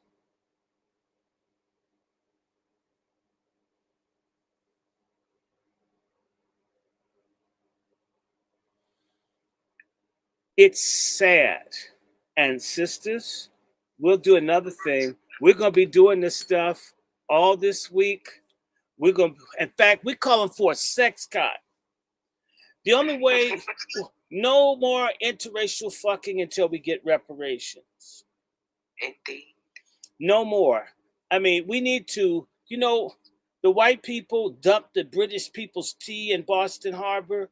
Well, we already look like Indians. Let's just dump old white pussy and limp dick white guys in the fucking harbor of the past and move the hell on. And I just want to say that that's absolutely ridiculous that we're whoring and screwing, in fact, aborting Black kids, but we want the mixed kids doing our own little bleaching thing. That's got to stop. And I want to say that this has got to stop. Is it saying that there's one group that's superior to another? No. Am I saying that people can't marry someone in another group? No. I'm saying we need to be serious about who we lay down with and why. And the day of pretending that everything is about busting a nut instead of planning a legacy, plotting a future, plotting a destiny. We got to change our shit up, raise our goddamn game, right? And that starts with Black men. And so we're going to have to delineate. We must delineate. We have to segregate. In fact, we need to put borders around our bed. Our beds have broken borders. Everybody's in bed with us. We need to kick their asses out. You want to get white folks' attention? And I can tell you from personal experience, be a Black man that's not trying to swirl. They all complain about it. He's not available. We want you for what? I'm already part white. I'm probably too much white. That's probably why I'm so mean. I probably need to be more Black. Maybe be a little cooler, better dancer, more inches. And I just want to say something to all of the hateful white men out there and to all the ignorant swirlers out there who are going to be the victims of this Black fatigue, because Black fatigue is really not what it is. It's dick fatigue. It's big Black dick fatigue. White men with erectile dysfunction are tired of seeing Black men be favored for their big Black dicks over them. And so, there's never enough Viagra, Red Bull, Cialis, horny goat weed, whatever the fuck you're taking. What's the stuff? Redwood?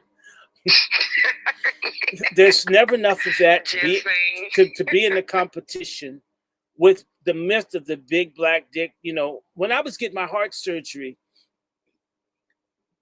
and when your blood flow is down, it includes your appendix. So, my dick went from a decent size to romper room size. I was shocked too. It's like, God, I've got a clitoris. Shit. Oh my God, where's my dick, God? Where is it? Bring it back. Help me, Jesus. Bring my dick back. I miss it, right? The white holes, as they were operating on me, complained about how small my dick was. When I have a blood flow problem, I had internal bleeding, you dumb bitch. But that was the main thing. My life is in balance, and they're looking at my dick. And, it's gotten bigger now. I'm glad. They would have been playing with that shit had it been bigger. I would have been getting stroked under sedation and not getting paid. Well, I even remember the Japanese woman giving me a shower. She kept looking.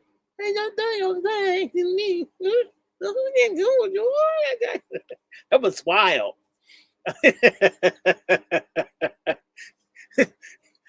They're tired.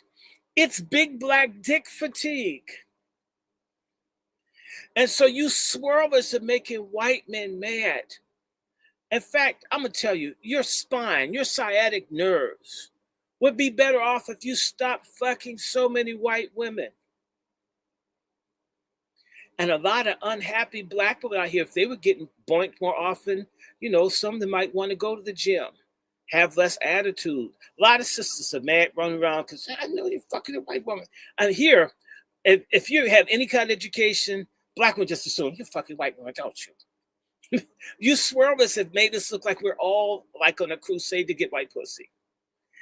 It ain't so. Okay. I had a white woman want to marry me and said, I'm not marrying no white woman. Because someone's going to call me or my kids a nigger at Christmas, and I'm going to be like Freddy Krueger on y'all. And I already know I can't handle that. So, I'm going to help you find a white man. You're going to marry somebody white, and you have like, you're going to have white kids, and I'm going to have a black family, okay? My grandfather worked very hard, tired of being asked if he was white or Chinese and shit, married someone very dark skinned. That seems to be a thing in my family for people who did not like, we can accept we part white. We know it, right? As I said, I'm not lying about anybody white in the family, but I'm black, okay? I'm very happy with it. I remember having a fist fight with my white teacher because I didn't want to be called Negro. This is like 1973. I felt good about what the fuck I am my whole life. I don't understand self-hating, psychotic, traitor niggas like a lot of you out there. You guys are scum. In fact, some of y'all need to be lynched. Maybe we should get your asses first. In fact, that's how a lot of people get social movements. They punish traitors and swirlers first. It's even in the damn Bible. Nehemiah beat up the swirlers in the book of Nehemiah. That's in the goddamn Bible. God didn't want his people fucking everybody else. Y'all claim to be Hebrews, but you're not supposed to have your drawers dropped for pagans. And that's all I have to say. I mean, we could do more. I could actually read some of this book. Y'all want me to do some reading from the sexual relationship between blacks and whites? Let me see. Indeed, we do. That would be great, Doctor. And I wanted to also just add on the fact that we have all these entertainers and athletes, and they're pushing this unhealthy mindset and behavior towards our youth, not knowing that it's not rosy on the other side. You end up being tied in someone's basement or caged up in their garage or drug off somewhere in the forest, and all sorts of heinous things happen when you choose to cross that line and become a swirler. And it's quite treasonous, actually, because you will be divided. Your loyalties will be divided, and then you bring a child into a world of confusion. And 9 times out of 10, these are the type of people who report, a movement because they're so screwed up in the head, and 9 times out of 10, they're going to choose their white allegiance. And it's like family, Black Lives Matter. Allegiance. All the people that are fucking us up right now are swirlers. They're gay. They're into some kind of bullshit that messes us up. And it's all about who they're fucking. The boulets and the sorority. Yes, they're either degenerate sexually or either they're into some crazy, so all the little studs in Black Lives Matter with white women. The mayor of DC is supposedly into a white woman. Karen Bass is a swirler. Wes Moore, his wife is black, but I think he's like Tarzan. He may swing both ways. He smiles too much. His clothes are always tight too, Normal men don't want form-fitting clothes. That's to accent your body so a man can see it. Just saying. Just think about it. And notice how he's doing that gay shit out in Maryland. That's right near over where I am. So don't tell me I'm not hearing this shit.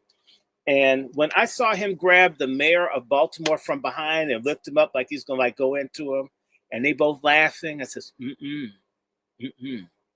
I don't want nobody to grab me from behind and tilt me up like he's gonna fuck me like that woman that got fucked in the in the hoodoo house in the movie Sinners. Remember he was like hitting her from the back and shit. Please stay away from my ass. My ass is an exit. It is not an entrance. It's not a service entrance. Okay. Indeed. Okay, now let me read some of this before we close out. Okay, and you know what? I want to say something else. When these Negroes get married, or not necessarily married, but when they get with a mixed couple, they always favor the white family over the black family. They always tell the black family to kiss the white family's ass, or the Asian family's ass, or the Spanish-speaking family's ass. Now, this is Beth Day's Sexual Life Between Blacks and Whites. This book is a first edition. It's approximately 50, it says 72, it's 53 years old. So this book was like the shit. And I want to read from chapter 12. And I mean, this book, I really love this book. It's hard to find it. If you can find section, I might read a little bit more of this, but this is wild. And it's written by a white woman that's telling the truth. Indeed. You know what? Hold on. I'm gonna do two. I'm gonna do 14, and I'm gonna do 12. Yes, 12 and 14. 12 Those and are 14. excellent chapters. Okay. Chapter 12 from sexual relations between blacks and whites. And this chapter is black-white sex sick? And here's the quote. An interracial sexual situation occurring in this country at this time offers a unique opportunity for acting out many neurotic complexes. Historically, the sexual exploitation occurring between blacks and whites is primarily that of the black woman by the white man. And some areas where wages remain low and the economic leverage is used to gain sexual favors, this picture still obtains, although the black employee, unlike the slave, does have the option to refuse and look for another job. Quote, as poor as I am, I won't take a sleep-in job where there's a man in the house. Close quote. One pretty domestic explained to me.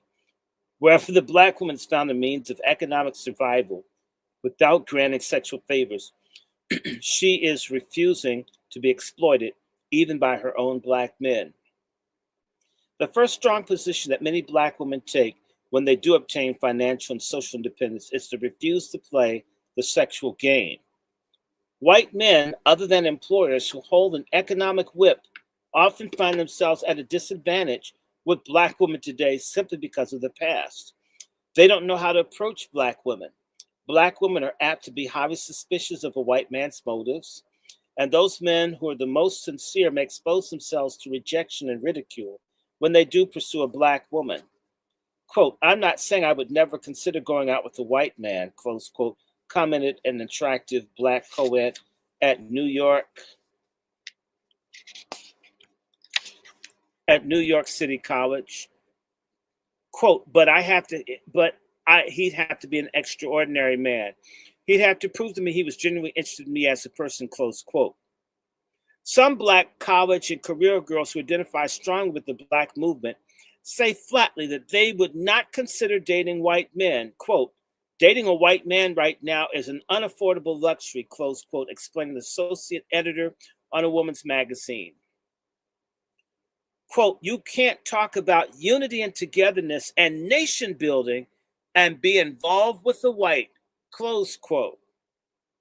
A black account executive who was once married to a white and is now divorced said that she is currently dating only black men. Quote, I went through that white boy bag, and I find I really don't have that much rapport with white men.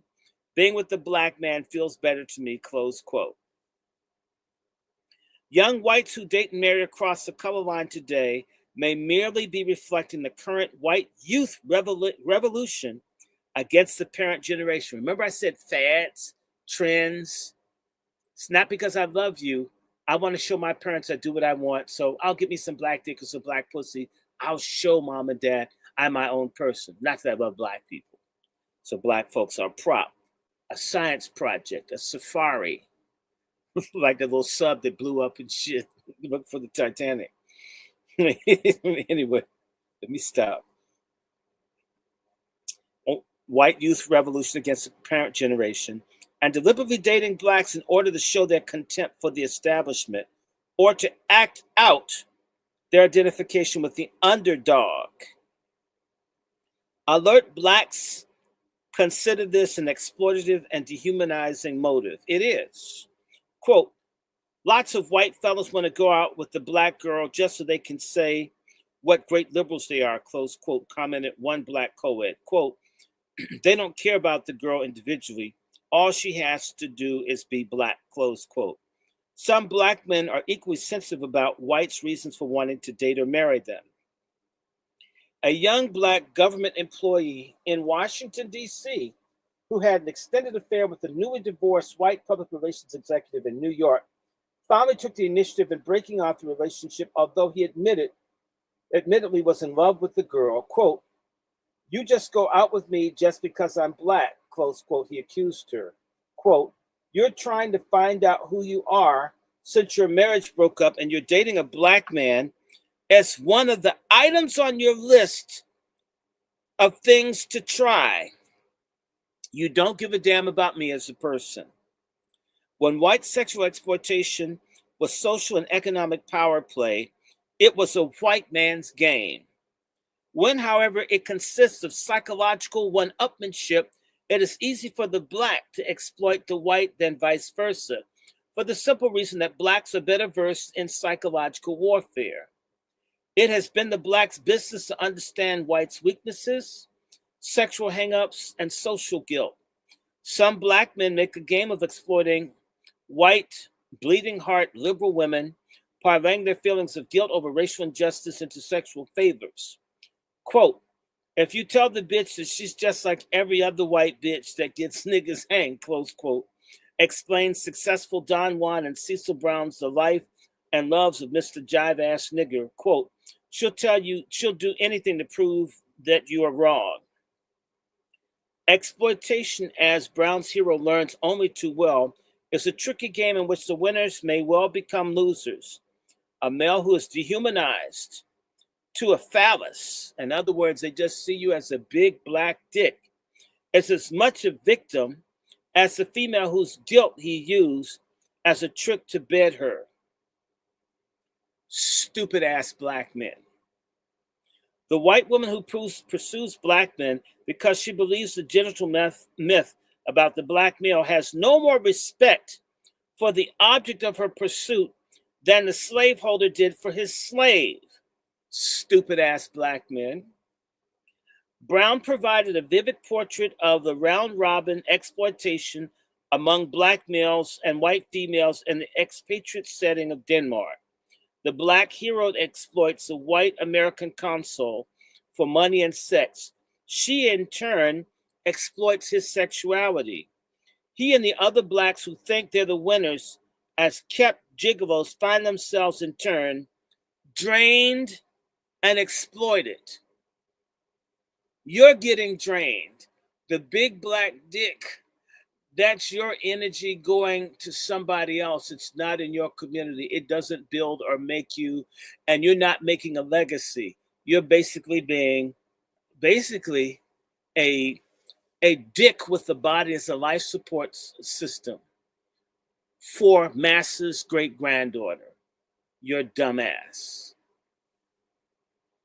Just as guilt often justifies the presence of a white woman in a black man's bed, revenge can cover his reasons for wanting her there. It is not unusual for black males to use their sex as a weapon to wreak vengeance and express hate for white oppression.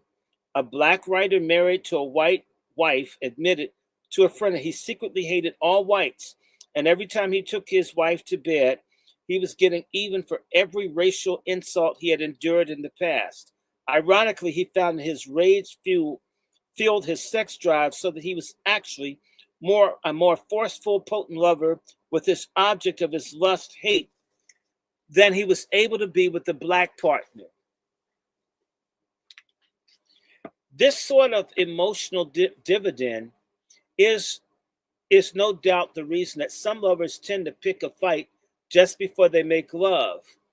Baldwin, who has called this torturous type of coitus is another word for sex, coitus, an act of murder in which you are also committing suicide, verbalizes emotions for us when his hero Rufus makes love to his white mistress in another country. Under his breath, he cursed the milk-white bitch and groaned and rode his weapon between her thighs. She began to cry. I told you, he moaned, that I'd give you something to cry about. And once he felt himself strangling or about to explode or die, a moan and a curse tore through him while he beat her with all the strength he had and felt the venom shoot straight out of him, although for 100 black, white babies. Revenge can turn up as motivation for interracial sex on either side of the racial fence. It can be a revenge against parents, against society, or even revenge against ex-wives and ex-husbands. One well-known, attractive, blonde ex-wife of a famous television producer in New York City, who was recently abandoned by her husband in favor of a younger woman, countered by taking a handsome but impecunious young black man for a lover and lavishing her considerable alimony money on him. Since she has set the pace, several other discarded middle-aged wives of famous and wealthy men in the entertainment world have joined the club. And all of them are supporting attractive young black lovers and not incidentally getting even with their husbands in the bargain by spending their husbands' money on their black lovers. Insecurity or low self-esteem can also be a powerful motive for the white partner, male or female. The woman who feels rejected by her parents, her white lovers, or simply inadequate in her peer relationships may turn to blacks among whom she can feel like a white queen. Sounds like Mrs. Julian Bond. Yeah, I'm calling the bitch out. I said it. Indeed. I said it. As one of them called it, a white male who has self-doubt, social, sexual, professional, may turn to a black woman because he believes that she will be less apt to despise him. Some well-to-do, social, and educationally advantaged white women turn to black men as an expression of basic self-loathing or a desire for self-destruction. These are the gently reared girls and women one sees in the company of the most bitter, violent, and brutal black men. Malcolm X once warned black men that when they exploit some white women, they may in fact be doing them a favor. He noted that at the time he personally had a white mistress. He found it essential to treat her roughly periodically and give her a hard time in order to keep her happy and faithful. A friend of his was never able to hold a white woman because he was inclined to treat her much too well. So these white women need a black brute. And I see a lot of brothers be beating these white women's asses in the Midwest, in Pennsylvania, Virginia. Oh, yeah. And then they get in trouble and some white cop comes and kills them or beats their ass. It's coming. The powerful psychodynamic factors that bring blacks and whites together can also serve to ruin their relationship. A 35-year-old white woman now living in Paris who was married for 6 years to a black painter and has a daughter by him discussed the motivations that led to their marriage. Quote, being a Jewish radical liberal, I guess I was trying to prove something, or probably most of all to my parents, his motivation in marrying me. Partly revenge, I think, partly economic, but he was paranoid about race. We definitely broke up because of race. He left the ghetto young, was a communist, knew a lot of whites, but he looked down on soul music. He'd only listen to high-class jazz. He regarded low-class blacks with real repulsion. At the same time, I suspect he was also anti-Semitic.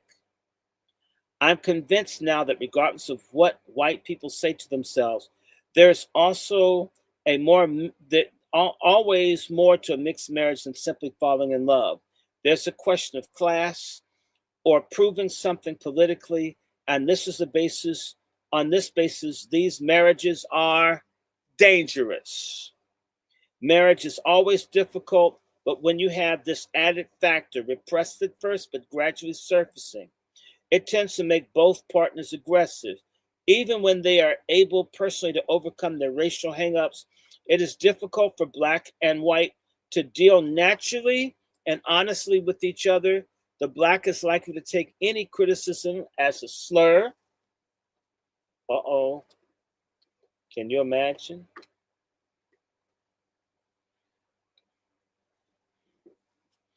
An argument as racially motivated, and the white is reticent to make normal demands or express normal anger for fear of offending the black. A white welfare worker in Washington who had dated a black lawyer for several months described this problem. The worst thing about such relationships is how to handle it as you would any other. In other words, how do you extricate yourself if you lose interest? No matter how you say it, if you try to break it off, your reasons for are going to sound racial to your partner. Oh, 1 second.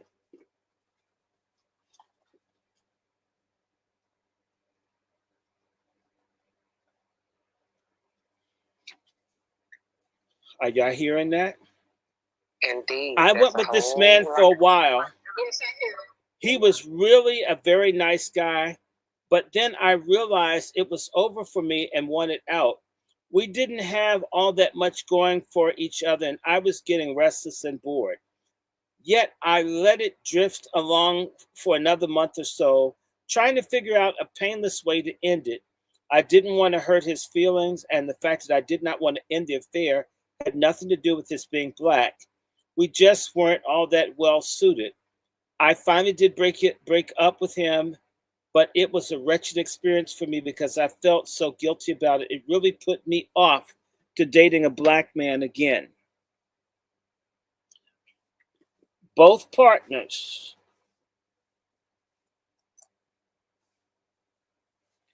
both partners in an interracial relationship are apt to read racial overtones into each other's behavior. A beautiful black prostitute who received a marriage proposal from a young white client was convinced he was just trying to prove himself that he wasn't prejudiced. Both blacks and whites admit to the powerful stimulus of black on white or white on black, or, as the psychoanalyst described it, exotic as erotic.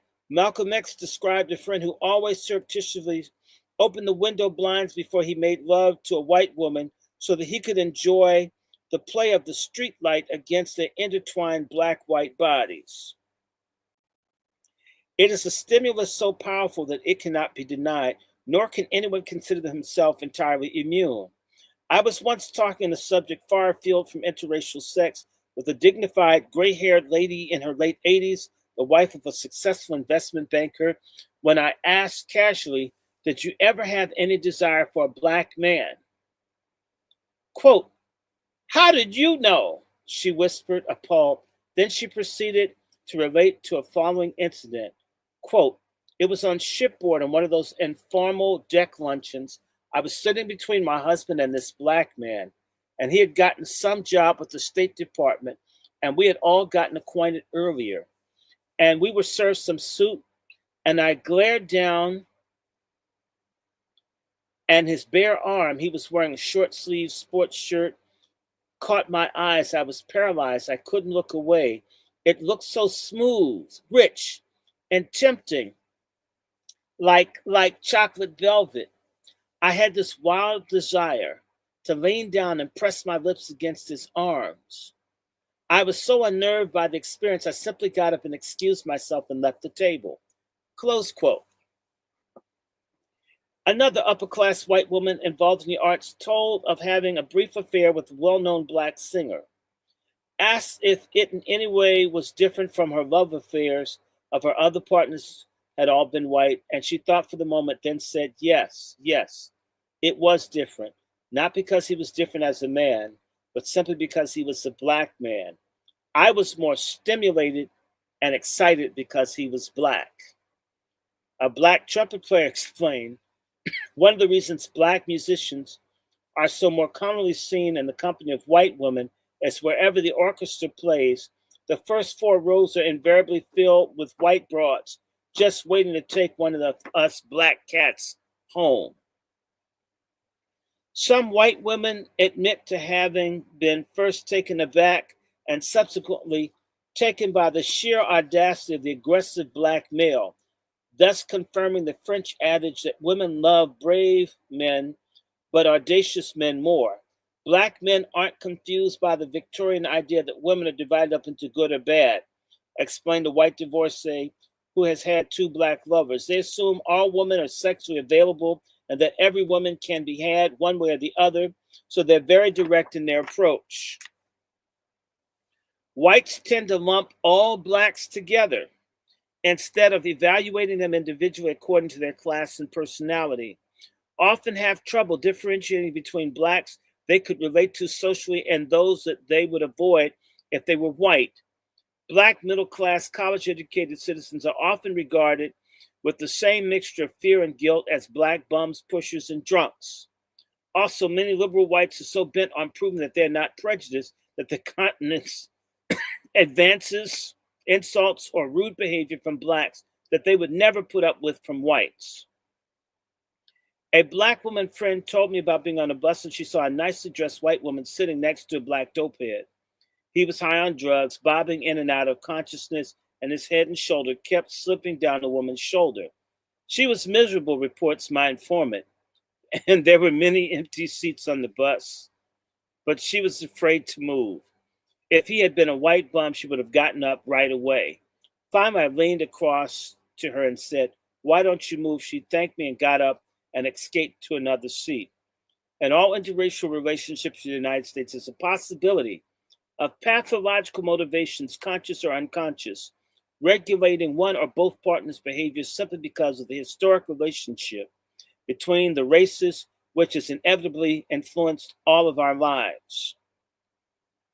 Thomas L. Brayboy, a New York psychiatrist who has treated a number of partners involved in interracial affairs, finds that the sex act between the two races may have little or nothing to do with tenderness, love, or even lust, but instead may become an arena for expressing negative feelings such as contempt, revenge, or irrational guilt.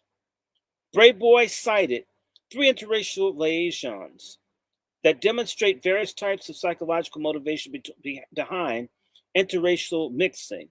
The first was the middle-aged white woman who had deserted her husband and 3 children to live with the black man.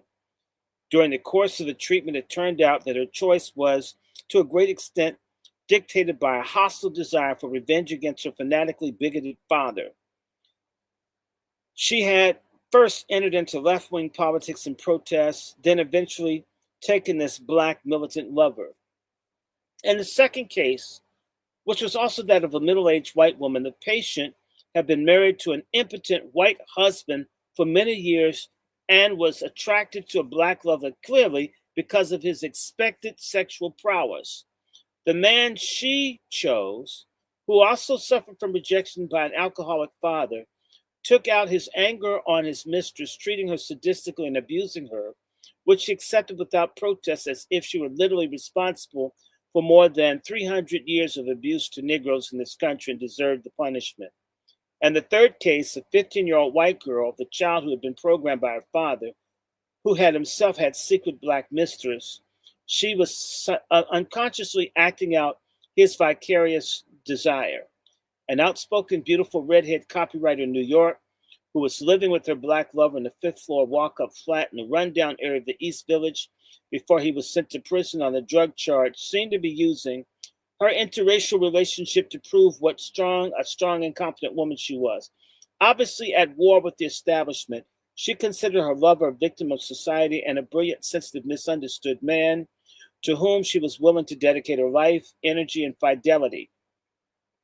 Resolutely refusing to see any man while her lover was in prison, She was spending her time waiting for his release by planning the life that they would share when he was free. Although he was not yet divorced from his black wife, his white mistress was expecting to keep her job, to continue living with him and have a baby by him, and look forward to being able to raise the baby successfully without giving up her career. Some black males conditioned by society to consider their prime value is sexual. My big black dick is my only asset. You stupid ass black men. What about your soul, your mind? You moron. You believe the stereotype of your enemy? That's why you're in these stupid relationships. Prime value is sexual. Became successful hustlers of sex, making a career of women, black and white, and obtaining money from them. One handsome, well dressed black male interviewed by a black reporter explained he really preferred black women, but consistently dated white ones since they had more money to give him. Quote, I'd be with one of the sisters if I weren't so poor, he said apologetically.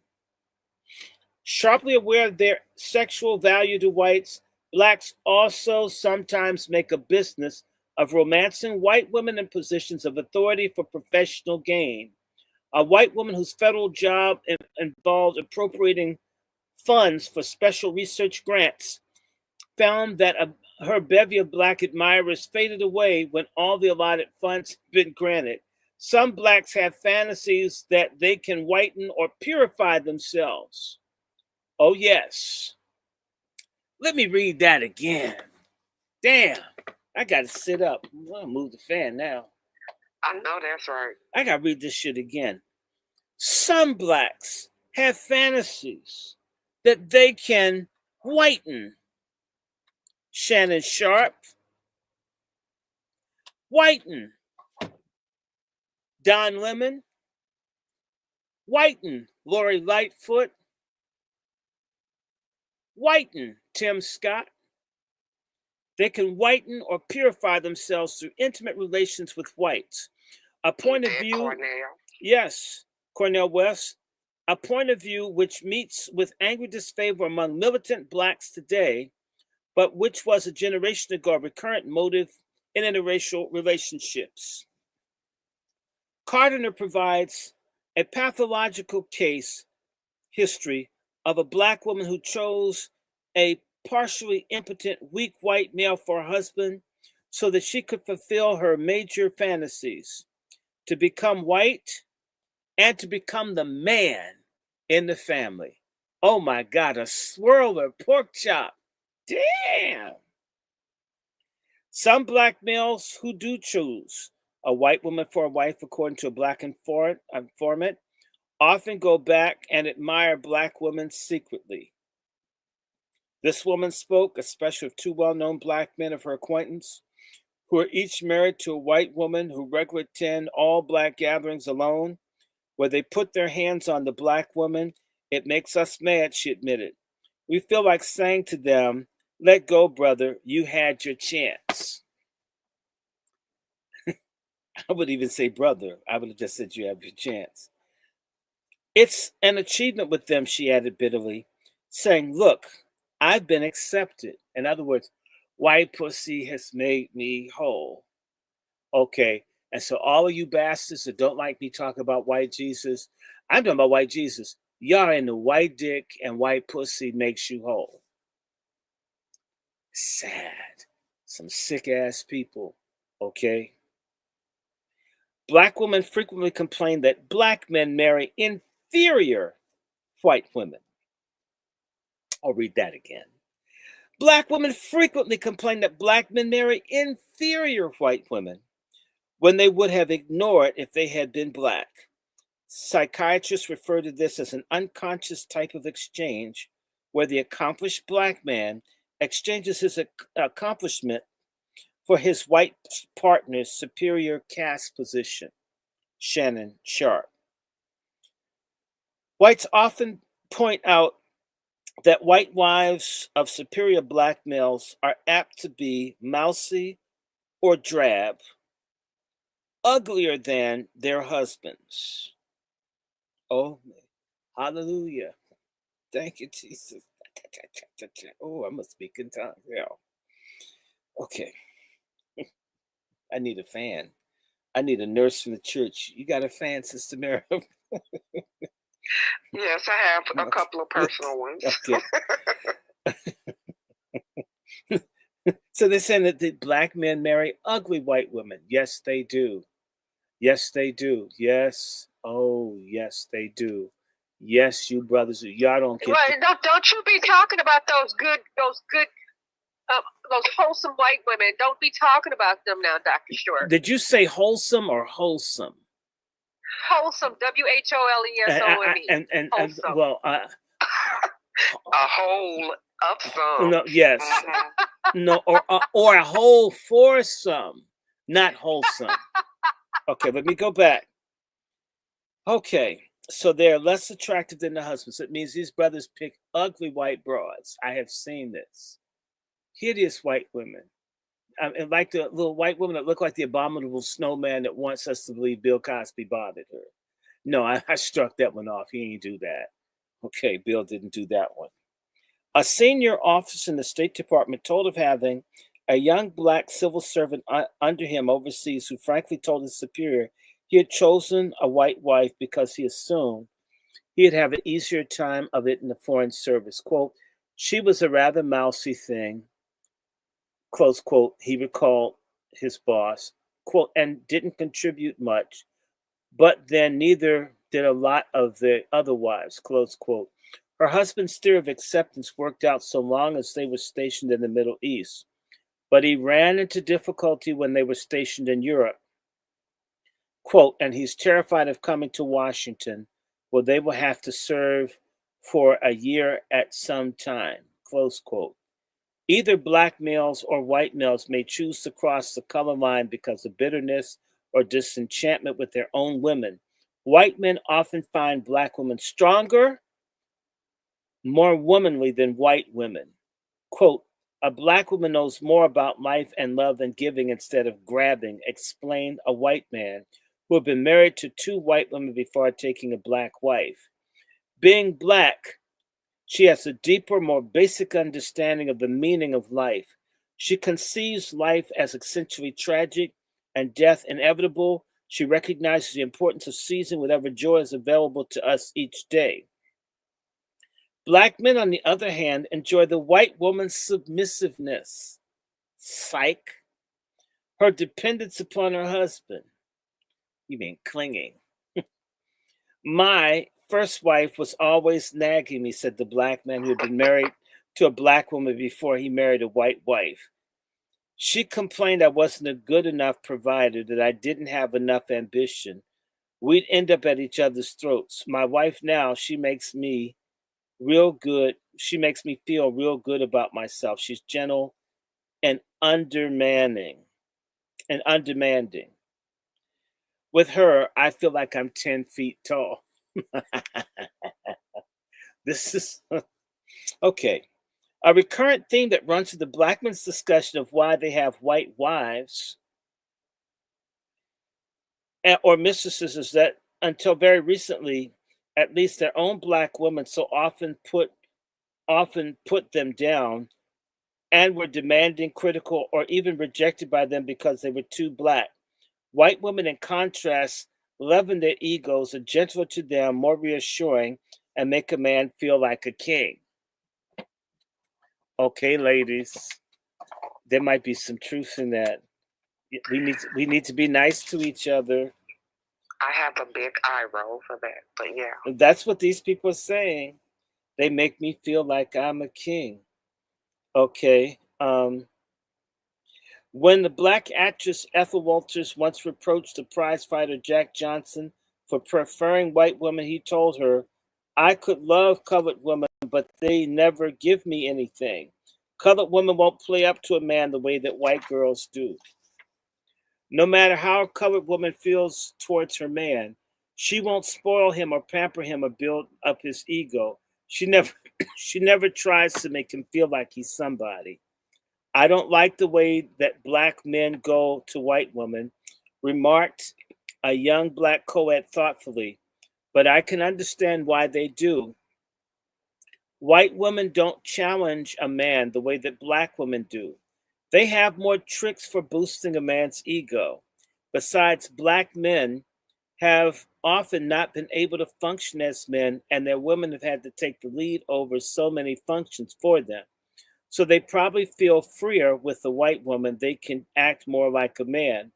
One black man said in his encounter with the white woman was the first time in his life that anyone had made him feel proud of his blackness.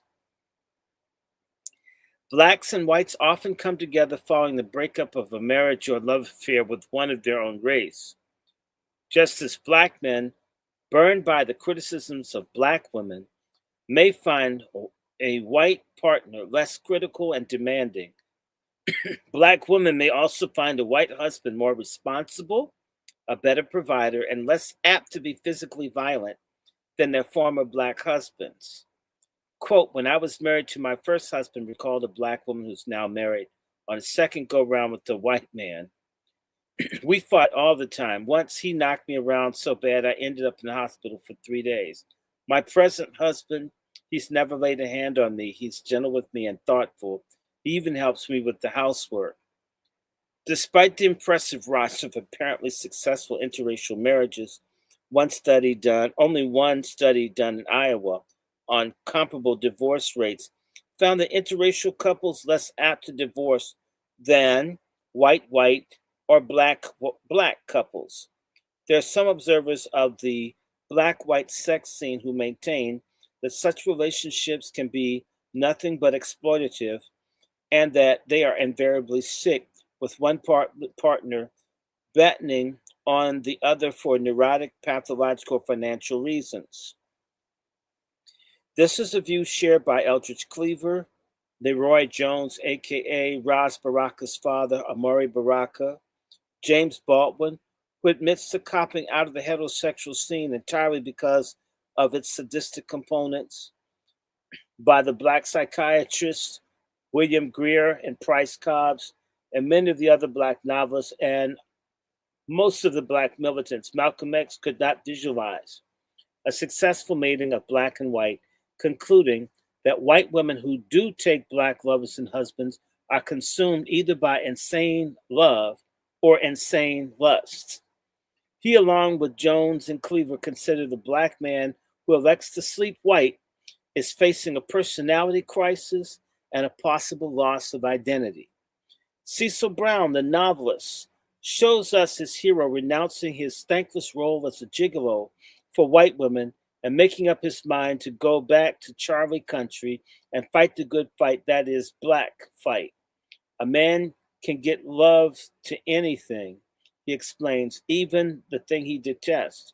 A black man can if he allows himself love a white woman, and that's a tragedy of life. Asked why it's such a tragedy, he replies, because I'm black and a man, and that's my identity. In Man, Child in the Promised Land, Claude Brown's hero considers the effect of a relationship upon a girl. If a Negro fellow really loved the girl and she was white, if he really loved her, I think he wouldn't want to marry her. Despite his general bitterness on racial matters after his encounters with racism in France, Frantz Fanon, who chose a white wife himself, viewed the white woman-black man relationship as romantic rather than destructive, in that he points out it is a giving, not a seizing. And the black sociologist Nathan Hare suggests that black men who are the fiercest and most fiery in their opposition to black-white sexual relationships are those men who are themselves victims of unhappy marriages or liaisons with white women. Many black women consider black leaders who marry white a menace, a destructive influence on black society. Joseph R. Washington, on the other hand, in Marriages in Black and White, sees the black power advocates with white women on their arms as illustrative of what democracy should be: freedom of choice.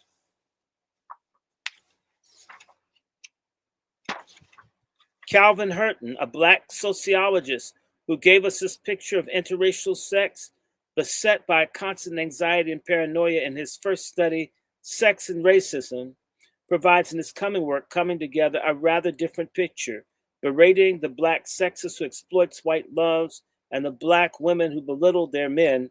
Hurton suggests that peace between the warring black males and females may well lie in freedom of choice of sexual partners, which might include whites for either black men or women. Individual blacks who feel perhaps most secure about their identity believe that it is possible for a black to have a white partner with no loss of self.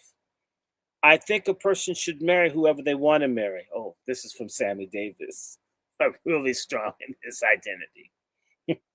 Who is married to a white and is now a black wife, stated in an interview, I think that you can be committed to your people. It doesn't matter who you're married to. Were genuine feelings to enter the picture, this vengeful, rebellious, and exploitive motivations appear to diminish.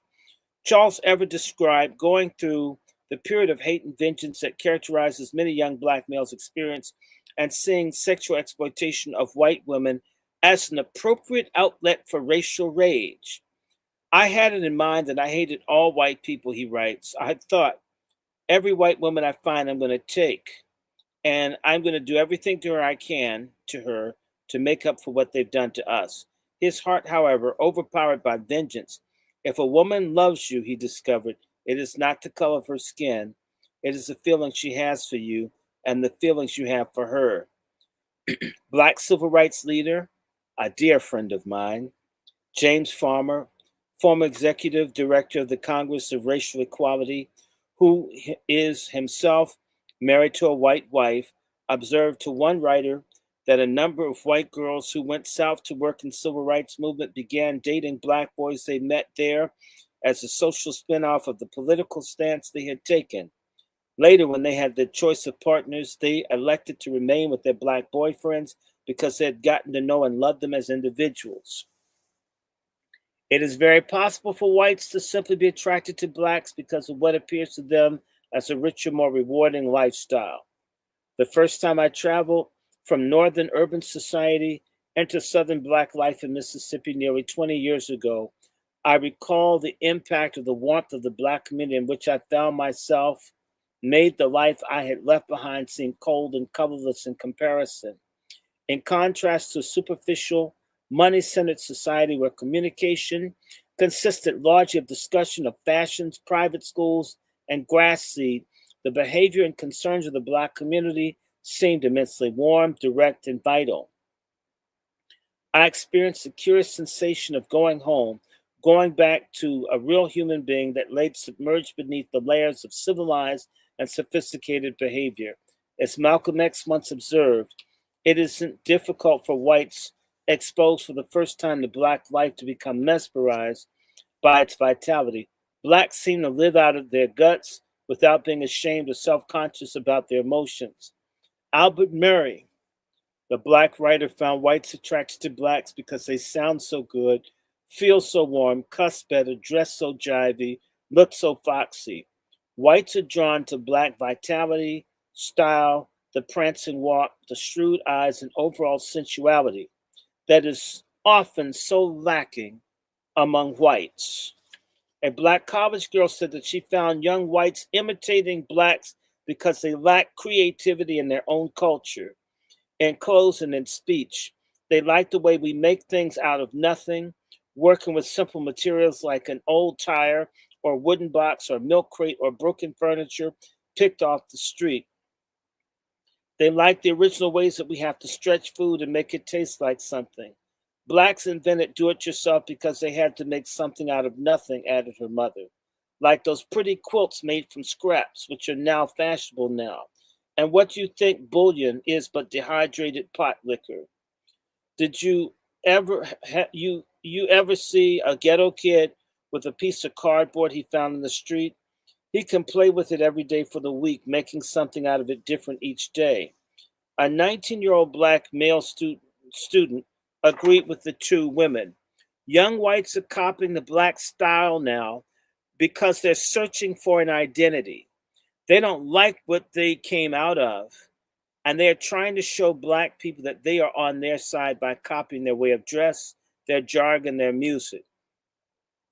Discussing white belief that all blacks have rhythm, a cliche that some blacks find denigrating, the New York City Ballet's great choreographer Arthur Mitchell observed that although blacks are by no means born with innate rhythm, they do respond more directly physically and emotionally to music than whites. They have easier access to their emotions and they usually are more familiar with music since music is a common ingredient in most black homes. Contrasted to the whites they know, whites often find blacks more humanistic in their sense of values with a relative indifference to material possessions and a deeper capacity for spiritual and religious experience. American tobacco heiress Doris Duke was recently discovered by the white press singing in a choir at a black church near her Somerville, New Jersey estate. She apparently had been quietly but actively involved as a member of the church for at least a year before the press ferreted her out. One of the most obviously devoted of the mixed couples interviewed during the preparation of this book was a childless, middle aged pair who had originally met in church, where the man, a Mississippi born gospel singer, appeared before a Middle Western white congregation that included his future wife. They were married at the same church during the 20 happy years that have followed, that they have both kept deeply involved in church work. They both consider their marriage an unqualified success, a case having found a life partner with whom they could share the most meaningful part of their lives.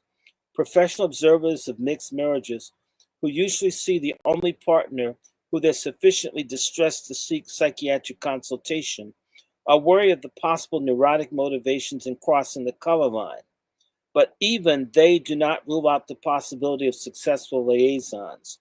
Although Dr. Brayboy sees black white relationships in this country as inevitably influenced by the historical context of black white problems, he does believe that the acceptance of the basic humanity of all can change the nature of interracial relationships so that they can be based as other intimate relationships more on reality factors and less on neurotic ones. In his Dynamics of Mixed Marriages, the psychologist Abraham Franzblau concludes cautiously that not all mixed marriages are psychologically suspect. Sociologist and psychoanalyst Dr. Ernest van der Haag, who is now teaching at New York University, where he has seen many partners of interracial marriages and analysis, concluded that the psychological difficulties apparent in such matches tend to be much more social in origin than genetic. If the motive for marrying a person of another race is healthy, a general personal feeling for that person, I don't see any good reason why the marriage shouldn't work out. During a public lecture on race, when a woman in the audience asked Margaret Mead the inevitable racial sexual question, "Would you want your daughter to marry one?" Dr. Mead answered yes. If she respects him and he respects her, I don't think any marriage is good unless both partners respect each other. Even black psychiatric writers Greer and Cobbs, who paint a rather dire picture of the prospect of black-white marriages in the United States, point to those that have succeeded outside of this country and concluded that the love relationship given half a chance by society can flourish between people of different origins. As a veteran of a 15-year interracial marriage aptly expressed it, the strongest survive. It is time to take a look at some of the brave, formidable people, black and white, who have made such a choice and see what has happened to them. How do y'all like that? Love it. Pretty good. This is one of these books. I ran across it as I'm organizing this library here. And I said, oh, I got to read some of this. These people wonder, I love books. God, I love books. Yeah, y'all need to donate. I got to get some more. I got a couple of these really good ones. I love this. And let me see. What time is it? It's 12. Y'all want me to stop? Because this is a really short chapter. These chapters are very short. You know what? There's some good ones. Let's do a few of those chapters and then well, we can end the space. Okay, we will. I'm going to read chapter 14 and chapter 15, and then I'm going to stop. And we're going to end it. By the way, this is the Angry Black Men's Book Club. Y'all know y'all can send retweet the space, share the room, tell people about it. Come on, y'all. Um, I only wanted 5,000 followers. I didn't want 50. And I just have a little over 3,000. I would love to have 5. That's all I want. I don't need that much. I'm not greedy. I'm not greedy.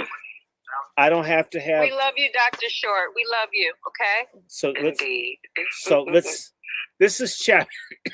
Let me do one thing. Give me exactly 2 seconds, because you know what? This old book has dust coming off. Give me exactly. I want 2 minutes. I'll be right back. But something's irritating my throat. I don't want to gag. Give me exactly 1 second. I'll be right back. Mm-hmm. And take a sip of water too, doctor. Yeah, I am. 1 second. Mm-hmm. The book that he was just reading from is amazing that it was written over 50 plus years ago. And it's truly touches upon the psychological disorders and behaviors of the consequences of interracial dating, and some of the mindsets that went along with that, and some of the scenarios that went along with that. And very interesting, because it does reflect very much of what's going on today. Of course, you would make a few changes here and there because in order to fit current times, but it's pretty relevant because it still does touch upon many of those taboos and many of those issues, and the psychological mindset into a bed wench or into a bed bug mindset that chooses to go over that, to cross that line to interracial dating and sexual access. So that was just very interesting to hear, and from the perspective of a white woman who wrote the book, but yet she was having these interviews with a lot of Black young men and women, as well as some white men and women. So you had both aspects of both sides of the fence, and many of those scenarios or those situations ring true today. What do you think about that, Sister Nikki?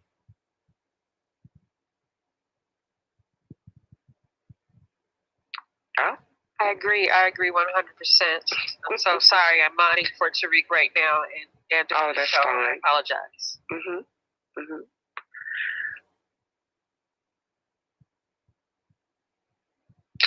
So, are you ready, Doctor? I can continue to. Okay. Well, Doc is still doing what he needs to do. And I think we need to examine the problems that interracial dating has caused.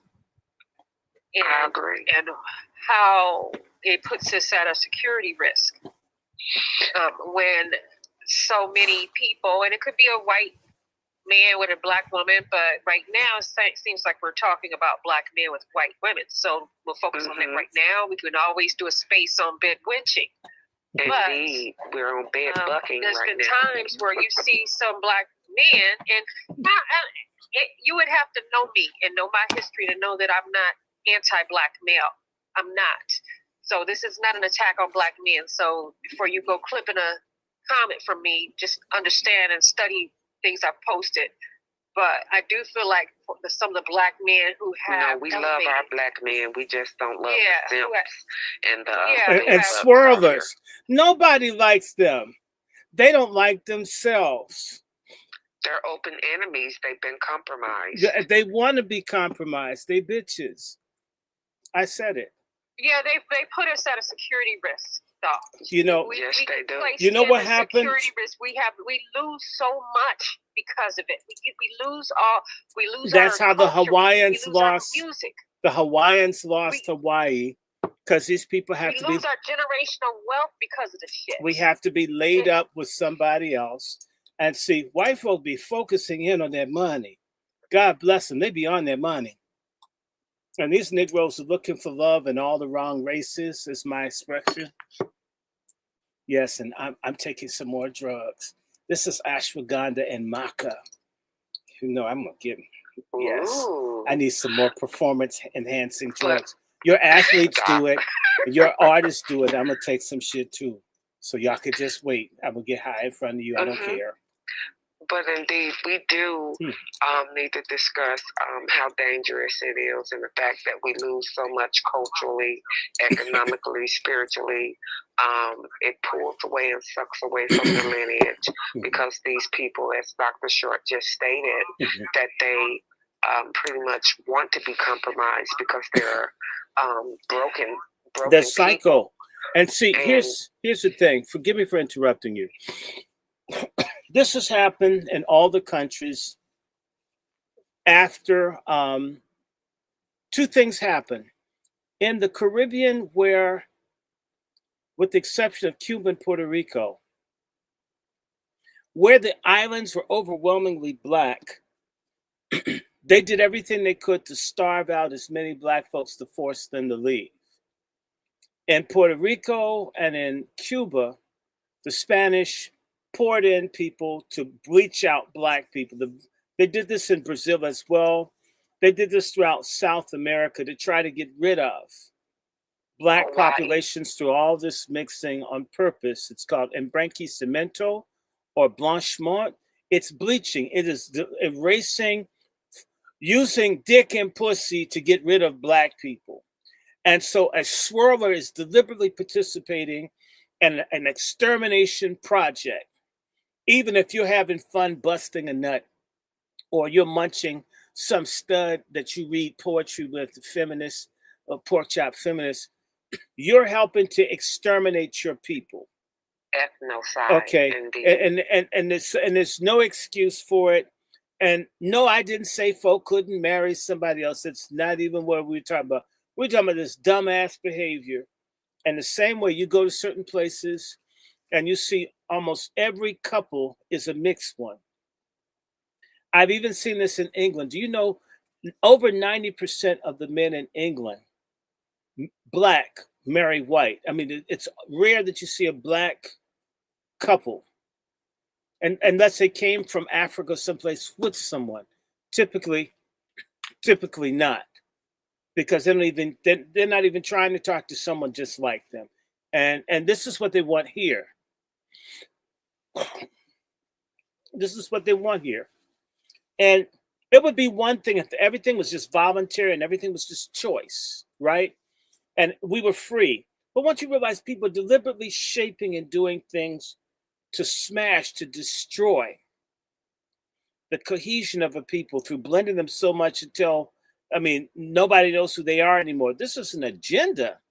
When you look on TV and you see all these goddamn mixed couples in commercials, there's no way people are that damn happy. Indeed. All the segregation that still exists in American society. 90% of white people in America don't have any intimate black friends or associates. That's a vast majority. They don't deal with, don't want to. I'm not even mad about that. So why does TV show something different? Why is MTV and why are young black folks so stupid, think everything is just hunky-dory until a cop beats your ass or kill you? Anyway, I'm in chapter 14, and this is from Beth Day's Sexual Relations Between Blacks and Whites. This is a nice chapter. This chapter is, "It's the white partner who has to learn." And the quote comes from Julius Lester. "It is exceedingly difficult to trust any white person, even a white person one might love." Although successfully married couples, mixed couples, and even some of those who have been divorced say that racism did not play a major part in their marital adjustment or the lack of it, the burden is upon the white partner to make the major adjustment simply because he has had the longest road to travel and closing the psychological and cultural gap between them. Quote, "Being a white American," close quote, explained Jake, a jazz guitarist married to a black United Nations secretary.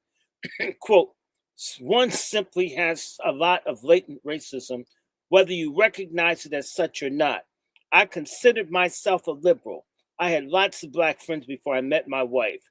Yet, I'm sure I saw things and the same stereotypes. You can't avoid it, and you sometimes don't even recognize it until it's pointed out to you.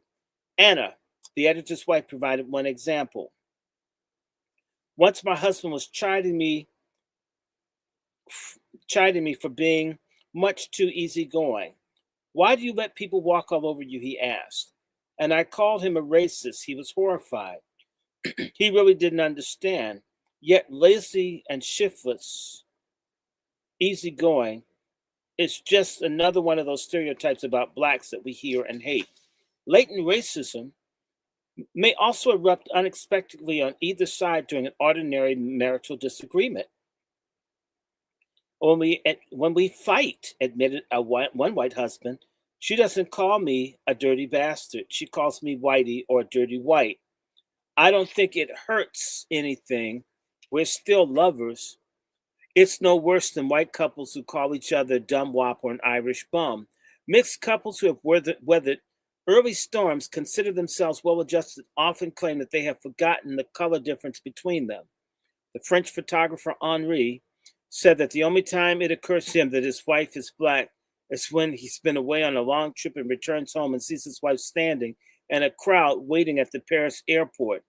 Rosemary said that when she and Johnny have attended a mixed party and are discussing the other guests on the way home, it is not unusual for him to comment about the man they had met. He's pretty nice for a whitey, forgetting for the moment that she is white too. One of the major barriers between blacks and whites today is that whites read about the black problem, sympathize with the plight of blacks, yet with no real knowledge or understanding of what black life is actually about.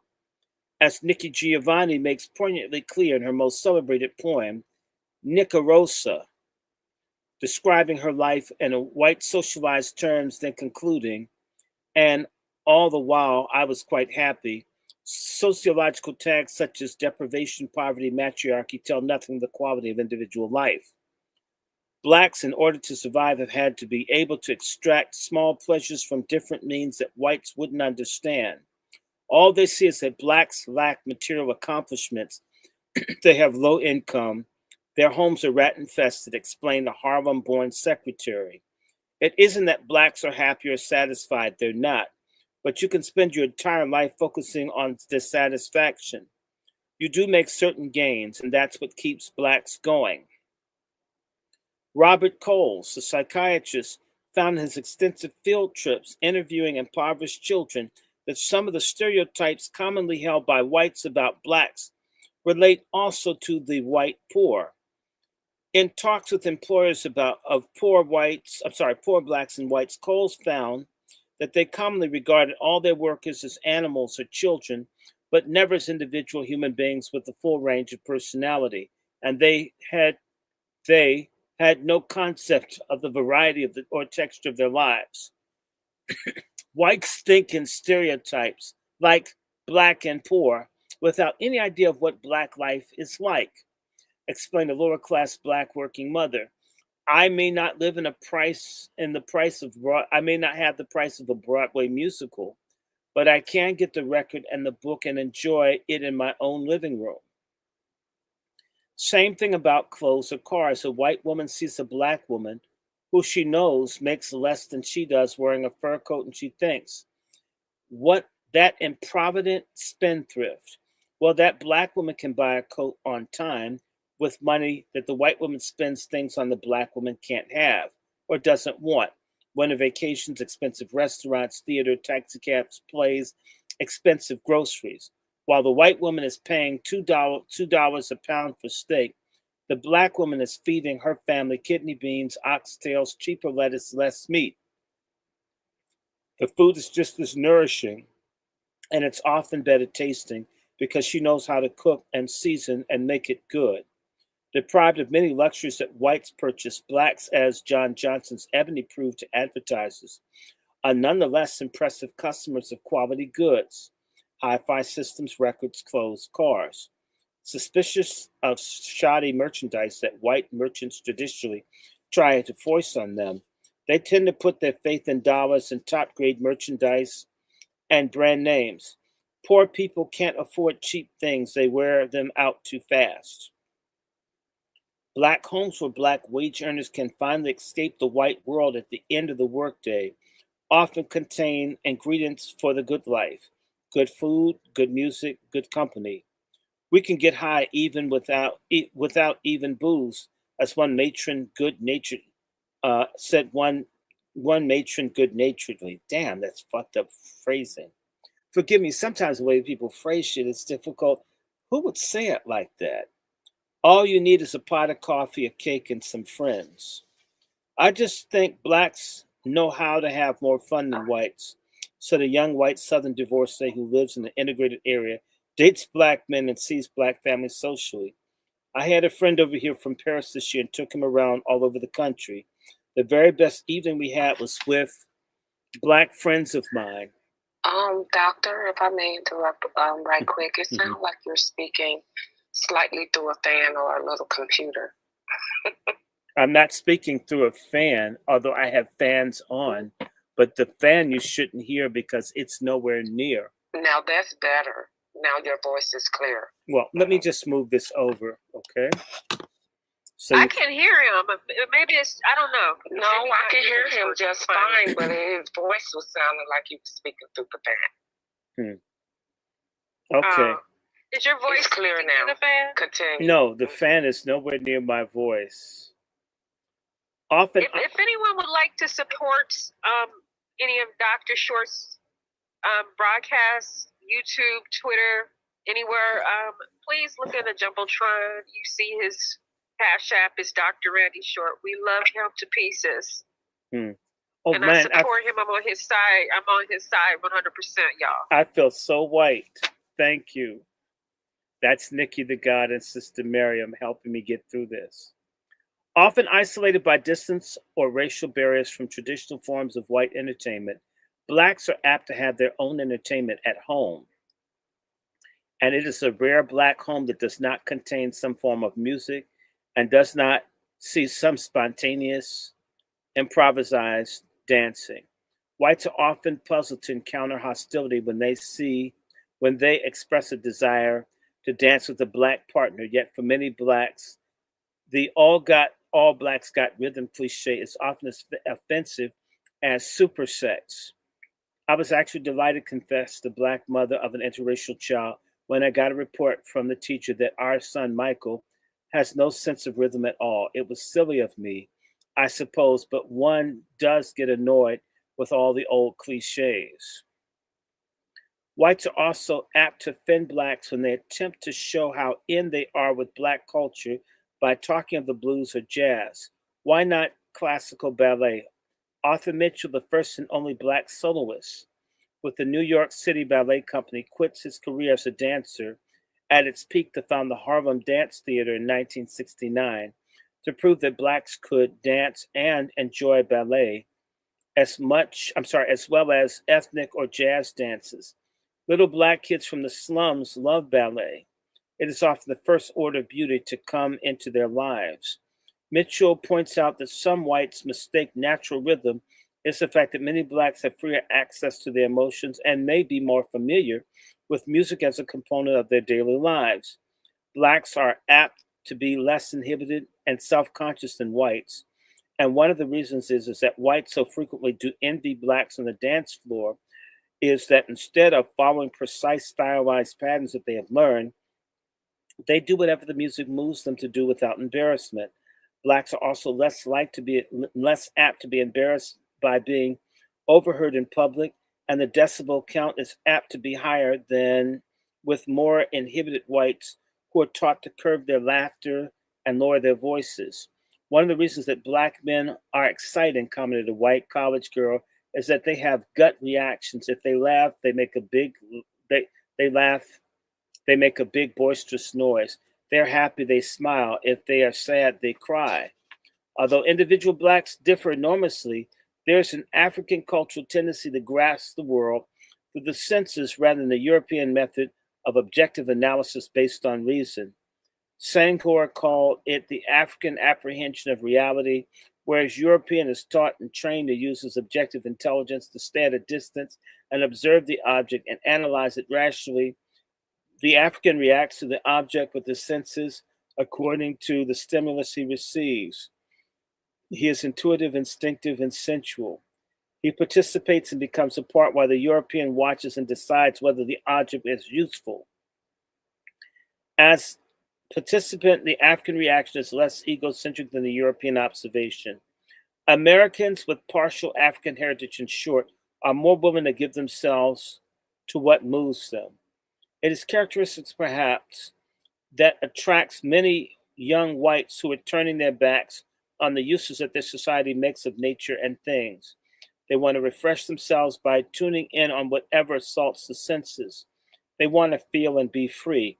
Occasionally, culture finds a reverse migrant, as in the case of the black teenager from the middle class background who was dating a white girl from New York and said he preferred white girls because they related to the hippie lifestyle that he espoused.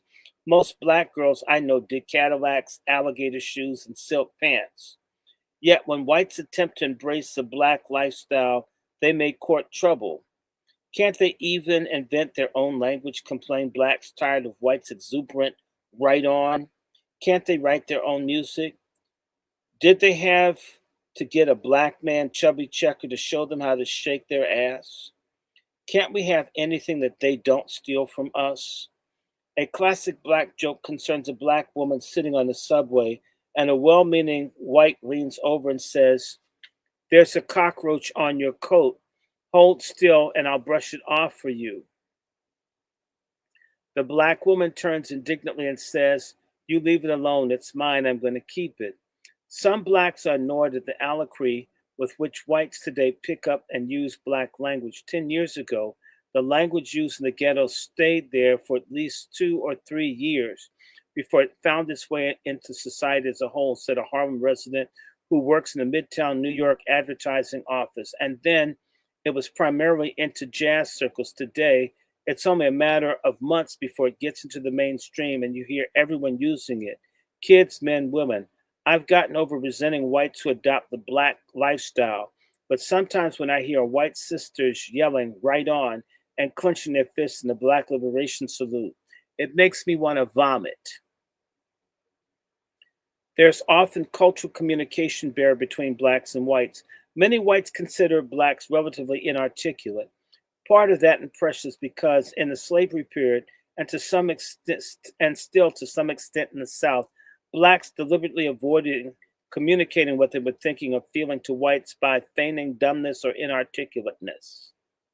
They also developed ways of speaking or singing that told the story to each other, but was designed to deceive white ears. Steal away to Jesus said means let's split. The phrase Hagar's children refers to hapless black people. Another more relevant reason for the breakdown in communication today is that black Americans and white Americans may be very well speaking a different language. Black English, as educators are only now just discovering, differs systematically from standard English. Black poets and playwrights such as June Jordan and J.E. Franklin use both, choosing Black English for passages of emotional power. Historically, trade language that was used between white sailors and Africans along the coast of West Africa and the early slave trade days of the 17th century. It is a lean, expressive language that does not bother with the possessives, superfluous pronouns, and unnecessary verbs. A direct tense, non egocentric form of communication that is designed to convey feelings and experiences. Blacks have several stylized patterns of verbal communication that are unfamiliar to whites. Rapping is a more performance than an exchange of information. It is designed primarily to show off the personality, originality, and style of the individual speaker. Like the white's line, it is usually aimed at sexual conquest. Shucking and jiving are verbal manipulations of the listener used to convey false information or to deceive the listener. Blacks also tend to be more adept at nonverbal communication than white people are. The poet Metrolink once observed that there's no real communication in words. Blacks often operate on this principle, judging others by the way that they give gestures, expression, touch, and the quality of their laughter rather than the words they speak. As psychotherapists well know, such expressions and behaviors are far better clue to a person's emotions than the words he utters, which may be designed purely to deceive or divert attention from what the person is feeling. During slavery, blacks developed a number of ways of nonverbal communication designed to give warning or signify danger, including eye signals, coughs, and laughs. Every time Miss Mag, a numbers lady, come out on her porch and laughed a certain way, the whole block knew the cops were coming. Recalled a resident of Birmingham. Eye signals are exchanged as a stranger passes on a hostile street. Coughs can signal either warning or disbelief. When someone's really jiving, I'll cough once to show I know it's just jive, explained the black woman. Then a friend of mine across the room listening to the same story will cough twice. That means she's onto it too, agreeing with me that it's bullshit. Black people may use gestures or expression that are misunderstood or unfamiliar to whites, eye rolling rather than staring thoughtfully into space, looking down, tongue clicking, and a hand over the mouth when laughing are patterns of behavior foreign to white culture. Black school children are often misunderstood by white teachers when they look down as a sign of respect, get accused of inattention or sulkiness. Look at me when I'm talking to you. When they click their tongue, tis tis, they're assuming to be saying, I'm sorry about that, although they are in fact angry. Edward T. Hall found that blacks often suffer in the job interviews because the signs reflecting the strength of the Negro's desire may go undetected by white interviewers who are looking for strong motivation. Nose wrinkling and head scratching also indicate doubt and anger when whites play with words to show off superior educational vocabulary before the black who may not be able to compete with the similar vocabulary through a lack of classroom exposure may get even with the white through facial grimaces react to the white's words by exaggerated expressions of disbelief, cynicism, or disapproval or doubt. Confronted with these silent grimaces, the white eventually becomes uncomfortable. What do you mean? He asks uneasily. Me, the black asks innocently. I didn't say nothing. Blacks during the slave days became adept in manipulating whites rather than trusting them to do voluntarily what they needed or wanted. In a study entitled The Negro Conceptions of White People made by Tillman Cothran and reprinted by the American Journal of Sociology in 1951, the majority of blacks of all classes who were polled considered whites deceitful, dishonest, and easily fooled by flattery. Alvin Poussaint, the psychiatrist, points out that whites still exercise undue psychological control over our minds. He suggested if a white person should walk into a room with 200 blacks present, it would change the entire character of the group. Some blacks would feel intimidated. Some might try to win whites' approval. There would also be others so angry that they would not be able to communicate at all. There is no reason for a white and black company to assume that all blacks will trust him. Jake, the jazz guitarist, pointed out, we are both under pressure, but it's up to me as a white to prove myself. As a black is bound to be suspicious of a white, I've discovered that that kind of hostility is not really difficult to break down. It takes a little time, a little effort, a smile to clear the air. I know that some mixed couples are super sensitive to this, very uptight, but I consider this kind of pressure generally superficial, certainly not dangerous. My wife and I don't get any bad vibes. We are super sensitive. We could crack up. There are many blacks who will never tell white people what they really think or exchange confidence with them, even when they're sleeping with them. They cannot believe a white person is trustworthy and remain guarded even in an intimate relationship. Several white women complained about this in their relationship with black lovers. It wasn't that he was rough or cruel, said one. It's just that he refused, even our most intimate moments, to confide in me or let me know what he was feeling. This existential view of sex, so characteristic of the American male, that the sexual act is an affirmation of his existence, is especially true for blacks, who have more cause to doubt their existence and their availability to affect others. Goaded by social and professional frustrations, lack of recognition, and self doubt, the sexual act may be the one clear affirmation of the black man's existence. Ooh, this is why the big black dick is so important. May be the one clear affirmation of the black man's existence. It is reassuring, self-proving, and the number of cases of record of psychiatric black male patients, the one area in which these men felt secure despite other ills was in their sexual performance. I got a big black dick. The problem for the female partner in the context is that she may not be important as an individual. Once the required self assurance has been affirmed for the male, he may have no further need of his partner until his libido builds again. There is a scene in the movie Shaft in which the white female partner is a transient love affair, summarily is dismissed the next morning so the handsome black hero can get on with his business. In effect, kicked out of bed, the girl pauses for a moment in the doorway and says plaintively, "You were great in the sack, but you were shitty afterwards." Shaft, the black James Bond, was behaving in love 'em and dump 'em Bond tradition, in which women are expendable sexual objects, but he was also behaving in a way that some white lovers found disillusioning. "I thought we were close as human beings," said a middle-aged white woman of her experience with a black friend who had briefly been her lover. "But in bed, I thought I could have been anybody. He was acting out something for himself, which he did not include me at all. It wasn't that he was callous or cruel. He was just well done." "I really pity white women who take black lovers," said the black wife of a white husband. "My husband is so much kinder and so much more considerate than any black man I ever knew. It was really a shock to me. My parents have a good marriage, but I had never seen such constant attention and affection between them like Mike showers on me. It actually took something getting used to." In the Kaufman study, blacks of all classes subscribed to the view that white men were more considerate of their white women than black men are of black women. Likewise, white women have often found black lovers more tender and affectionate than white males.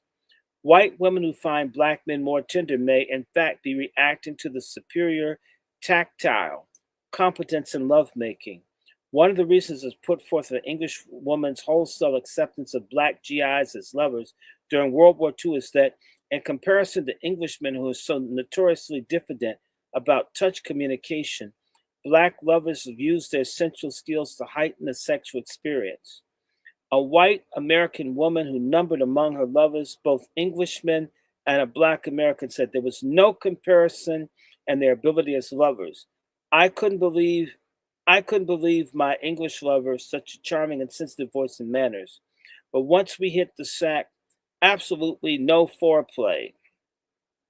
He didn't believe in caresses or fondling or any love making that is so important to a woman.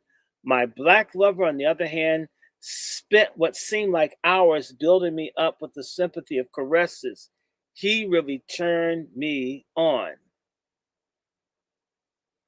Y'all liking this? Much of the white English and American males' failure in this area, according to anthropologist Ashley Montague, and a recent study of human touching, is cultural. There are, or have been, two clear forces mitigating against the white male's development of tactile expertise. First and foremost is that the white cultural area that has obtained until very recently that tenderness, sensitivity, and touching were all unmanly and feminine. He men were not to be caught dead gently caressing babies or women. Besides, they had virtue of our pediatric misinformation that dictated infant care a generation ago, little experience in how to touch gently, even if they had the inclination. The most mature white men in the country today were babies in an era when obstetricians managed their mothers' pregnancies, and the vogue was not to breastfeed or fondle the baby. Feed him by the clock, not by the cry. Don't pick him up and cuddle him. Babies who are not touched and soothed and fondled and caressed by their mothers do not in turn learn how to fondle, stroke, or caress other human beings. They're not sensitized to the pleasures of being touched, nor experiencing the way in which one human being can touch another. Oh, Dr. Short. That explains it. That explains it. That's right, Dr. Short. Peace. I'm gonna keep reading. Can I? Keep I'm going. sorry. No, that's okay. You are cooking. I'm You are just cooking. sharing. This is a great book. They don't like you. They don't want you. It's a white woman that's telling the truth. White people have jacked up homes. Oh, okay. So they don't know how to Yeah, touch they people. some sick motherfuckers. So they all sick. they're cold. Much of Americans' women, I should say white American women's frigidity, according to Dr. Montague, can be traced to the lack of touching and love. The idea certainly makes sense in light of the fact that most women need to be worked up to enjoy sex or even to find it comfortable.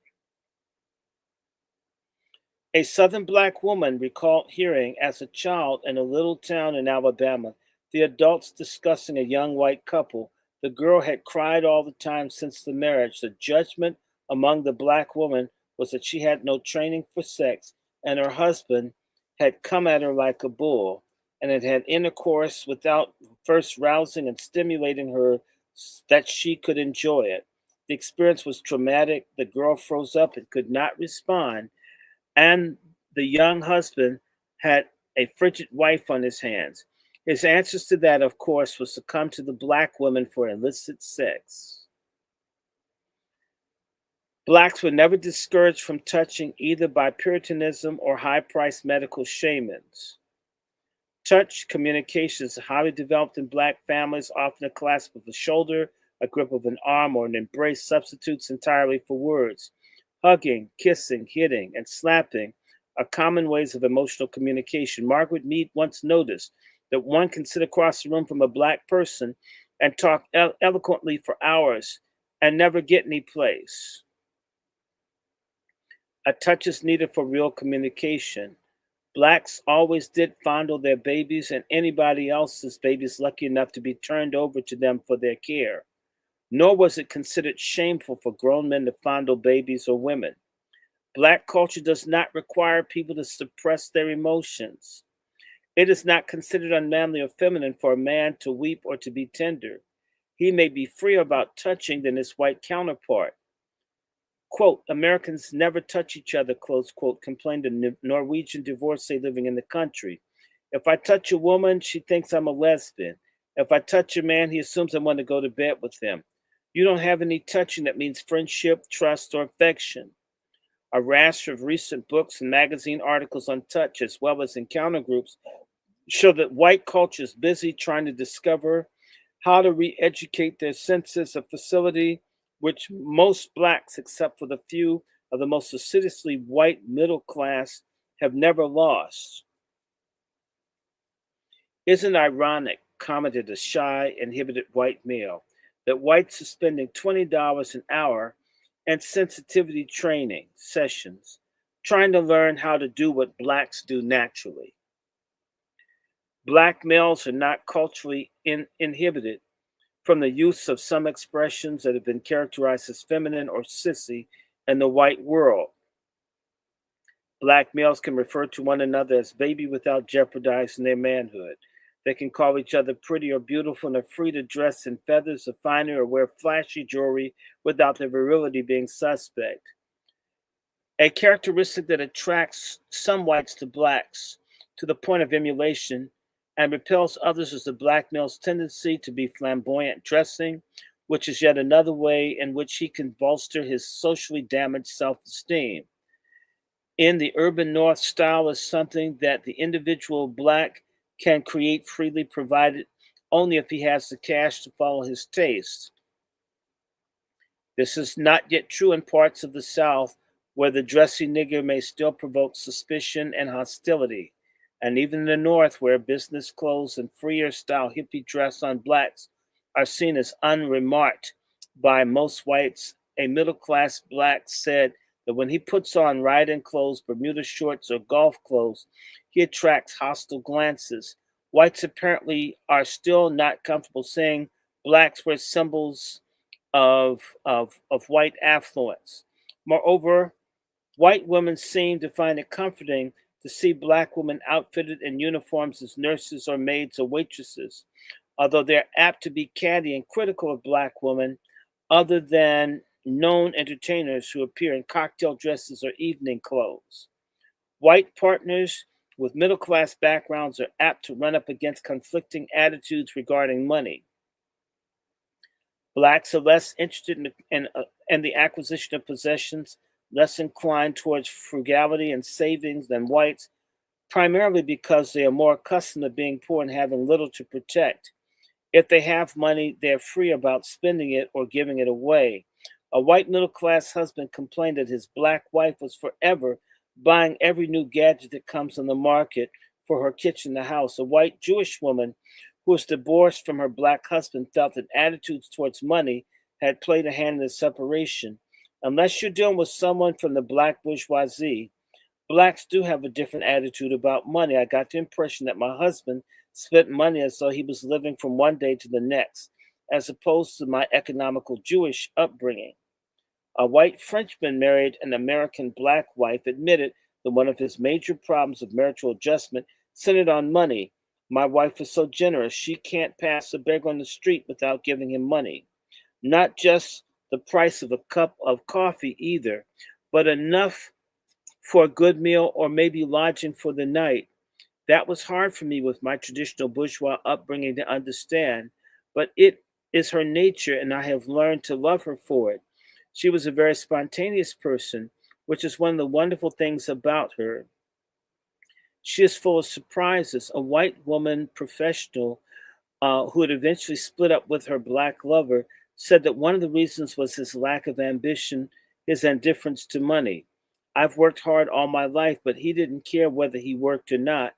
He had some business contacts while I knew him, but he never could figure out what he did for a living. If he had money in his pocket, whether he had a job or not, it didn't seem to matter to him. I it didn't I didn't stop seeing him because he was black. He was just too irresponsible, too immature for me. Blacks are inclined to assume that all whites have money or can get it easily. Anna's father opposed her marriage to a white man, but apparently consoled himself in the level, well, at least he will always have plenty of money to support her. Then the magazine for which Bill worked folded, and he was unable to find a job for many months. The family was in bad financial straits, and the black father in law simply couldn't understand it. All white men have money, all white men can get good jobs. I used to think that white folks never had problems, admitted the southern born black domestic.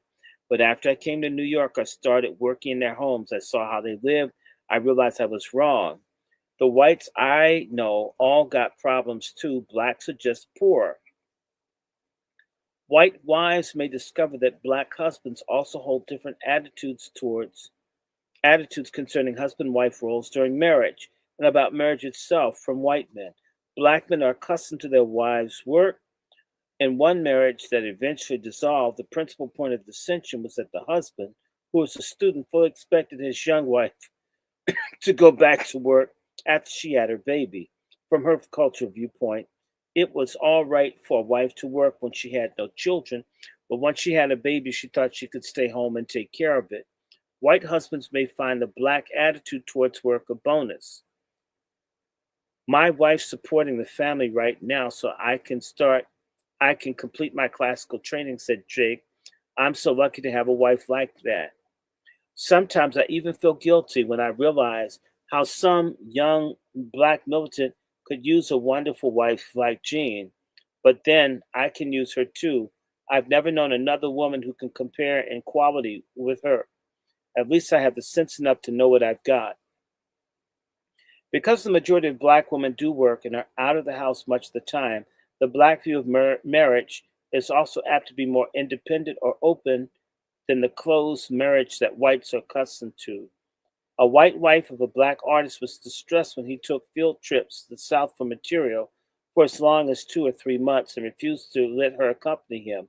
Black husbands may see no harm in going out socially without their wives, especially if they wanted to go to all black gatherings or parties. Several black men with white wives and mistresses were reported to be seen at all black gatherings in the company of black women.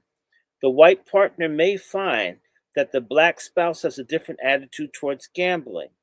Games of chance have always had a special significance in black life, primarily for the simple reason the majority of blacks are poor, and betting represents one possibility of escape from poverty.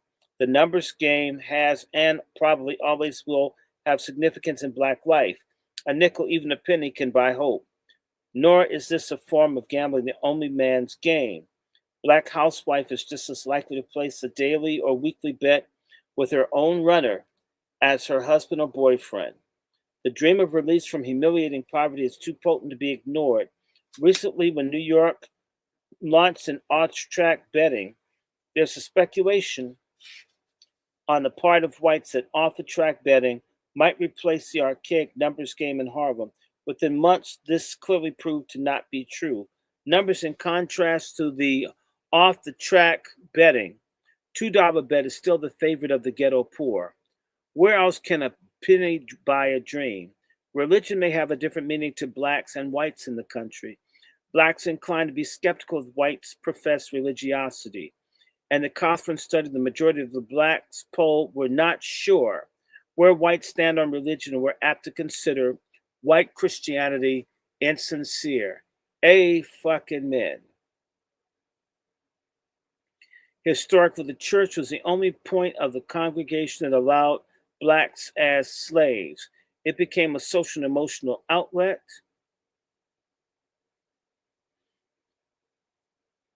The moment the communion and solace that enabled slaves to face the next day. Through the church, they developed grace under pressure, grace that survives a hopeless present. The church and the vision of a hereafter became a survival mechanism with which slaves sought to control their hostility and despair. It still functions as the social center, the concert hall, and the psychiatric couch for many poor blacks. As a black girl from Laurel, Mississippi told me, without the church, I don't know how I would have gotten through each week. Lower class blacks held the most unfavorable view of whites, but blacks of all classes were inclined to believe that whites have low morals, a charge that has often been leveled at them by whites. Agreeing that many blacks have low morals, the blacks maintain they're apt to commit little crimes in contrast to whites' big crimes. Blacks also believe that whites are meaner and that and that blacks are basically a kinder people. There's some evidence that blacks may indeed be a kinder people than white. A study of comparative black and white attitudes towards violence made recently by the University of Michigan, the responses of white American males showed that their views on violence were unrelated to their moral values, such as kindness and compassion, where those of blacks were directly related. The rational mind sees violence as objectively understandable and necessary according to the relative situation, whereas blacks view violence in terms of personal moral values. A man who behaves in kindness does not believe in killing, regardless of the circumstance. This characteristic was illustrated in the tragic case of the winner of the Medal of Honor, Dwight Johnson of Detroit, who ended his life shot in a holdup. He turned out to have been under psychiatric care ever since he left the Army, was known to have suffered guilt and depression concerning his act of heroism in which he had killed 20 Vietnamese to save his military comrades. Despite the honor showered upon him, the black war hero had never regained his emotional balance following his acts of violence. He continued to experience guilt that he had survived, which his mother indicated drove him to suicidal behavior. Both black and white women who had intermarried claimed that their husbands as lovers were kinder, more affectionate, and more considerate than the men that they had known of their own race. Part of this might be explained by the fact that their previous relationships had been unsuccessful and had ended in divorce or, in the case of affairs, dissolution. Their partners also came into the union from previous relationships that had failed, and many therefore have been trying harder to make it a success. In a point of fact, both are probably right in the assessment of the virtues of their cross-racial mates. In either case, black or white man in position in which it's more important for him to prove that he's a good lover, then he is making love to a partner of his own race. In a sense, he's upholding not only his own honor, but that of his race. He also has his male pride to uphold in competition with the ghost of lovers past. A young white college professor described the agony when he found out that a black girl he was dating was seeing a black man. I felt so insecure. If it had been another white man, I wouldn't have minded, he admitted. But I had nightmares about the big black stud and how badly I must measure up in comparison. Then I met him. He was a poet, slender, sensitive, scholarly fellow, like so many of my own friends. I should have realized that type of girl wouldn't have been interested in a stud. When, despite all the external and internal problems, mixed couples do make a success of their relationship, are apt to have closely shared interests, cultural and intellectual. Through exclusion of choice, they seem to spend more time alone together than most couples do. They turn to each other for companionship and shared pleasures. Mixed couples spoke of studying together, reading books together, listening to music together. When Rosemary was taking a course on China in the new school last year, Johnny studied her textbooks along with her. I honestly didn't think I could have passed the course without his help, she admitted. He read all the books that I did, and then we discussed them. I was amazed at what different things we could get out of the same book. He comprehended the action while I dug the mood thing. We got together because of our shared cultural interests in the first place, said David, a sculptor and a son of an international Jewish leader, to an ex Catherine Dunham dancer, Catherine Dunham of East St. Louis, Sister Miriam. We've always frequented the same artistic and theatrical milieu. When I lived in New York, I regularly went to the Apollo Theater. I'd always been a jazz fan and a dance buff. In fact, I was more attracted to musicians, actors, and dancers than I ever was to artist groups. Our relationship was built on our common tastes. Blacks and whites who are venturing across the color line today represent a different background educationally, socially, and ethnically from the mixed couples of their parents' generation. Let us now examine segments of our population that are currently contributing to the largest number of white partners to interracial unions. Y'all want me to do a little bit more? Can I stop here? This isn't going to be that long, but I can stop. This is exactly 10 pages. Okay, well, I know that we are going to do it. So we can stop. We can, okay, good. Everybody, we thank you. The Angry Black Men's Book Club. In fact, can we do my chant? My chant is MFM. MFM, which stands for motherfucking money. It means reparations. All right. MFM. MFM. MFM. Okay, we're going to stop. This concludes the Angry Black Men's Book Club. You know how to reach me. wrandyshort@gmail.com is my personal email, as well as my Zelle and PayPal link. wrandyshort. Yeah, people, if I don't call you, write me. I respond to emails. I'm not doing as much phone as I used to do. My mom still needs stuff. And so wrandyshort@gmail.com. That's and if you can't get in touch with Dr. Short, message me. I'll get you in touch with him. Sure. Too. And email's the best. And then the other thing is, so there's PayPal and Zelle. I have a couple more books I want to get. I do have enough, but we will be reading this week. I want to remind people, I've got these books on Black resistance. I'll be reading Force and Freedom, a little bit of this book. And also I got these books. I got this book on brooding revenge about Black women killing white folk back during slavery. I got to figure out where it is. I know I got it. We Refuse, The Forceful History of Black Resistance. Because we're going to be talking about sex, race, resistance. And I'm going to get back to feminism. I know we were reading this book, this wonderful book, called The Record of Murders and Outrages. I was reading this the other night, talking about how all the Black people were getting killed after the Civil War. We talk about books, so we don't just talk. We also read and we share. And I got a new book. Where is it? I should figure out where it was. It's a book talking about how all the black folks were dying in the camps after the Civil War. Oh yes, they were letting black people die by the thousands.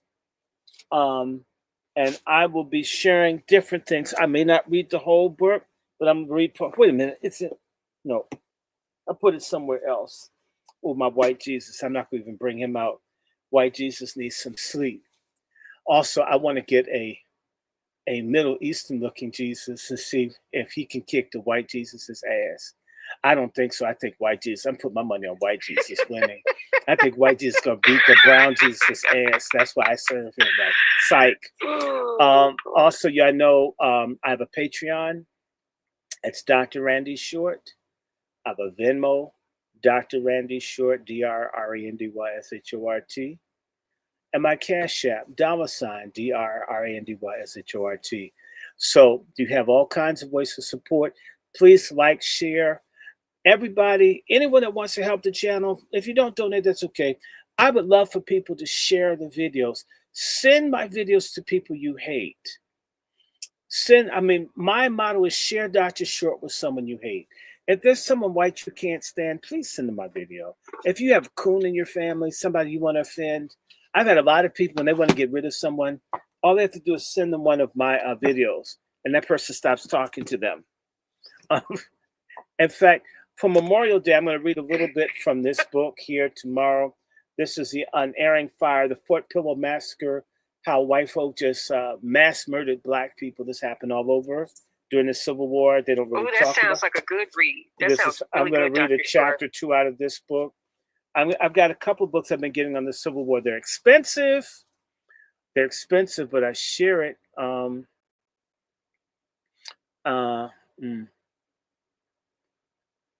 So I just want y'all to do that. So absolutely, drop me a piece. I still have some more things to get, but out of my library, y'all have no idea. I have so many damn books in here. I have to put them, organize them.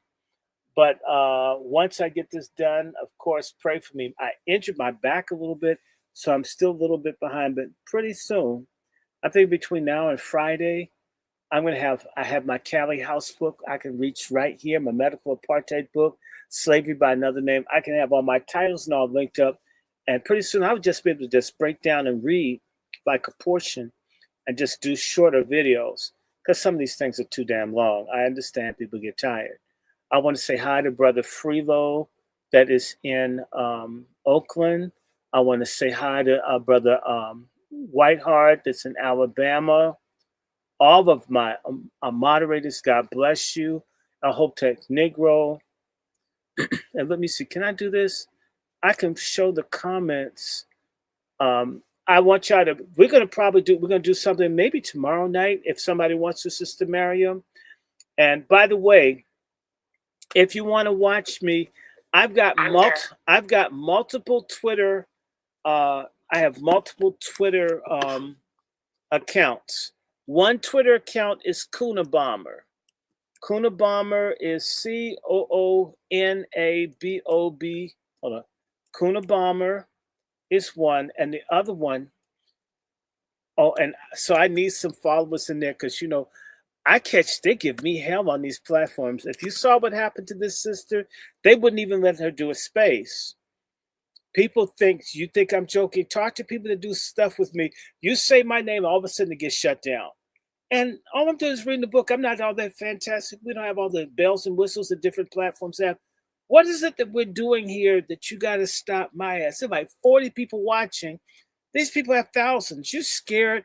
They're terrified of us thinking.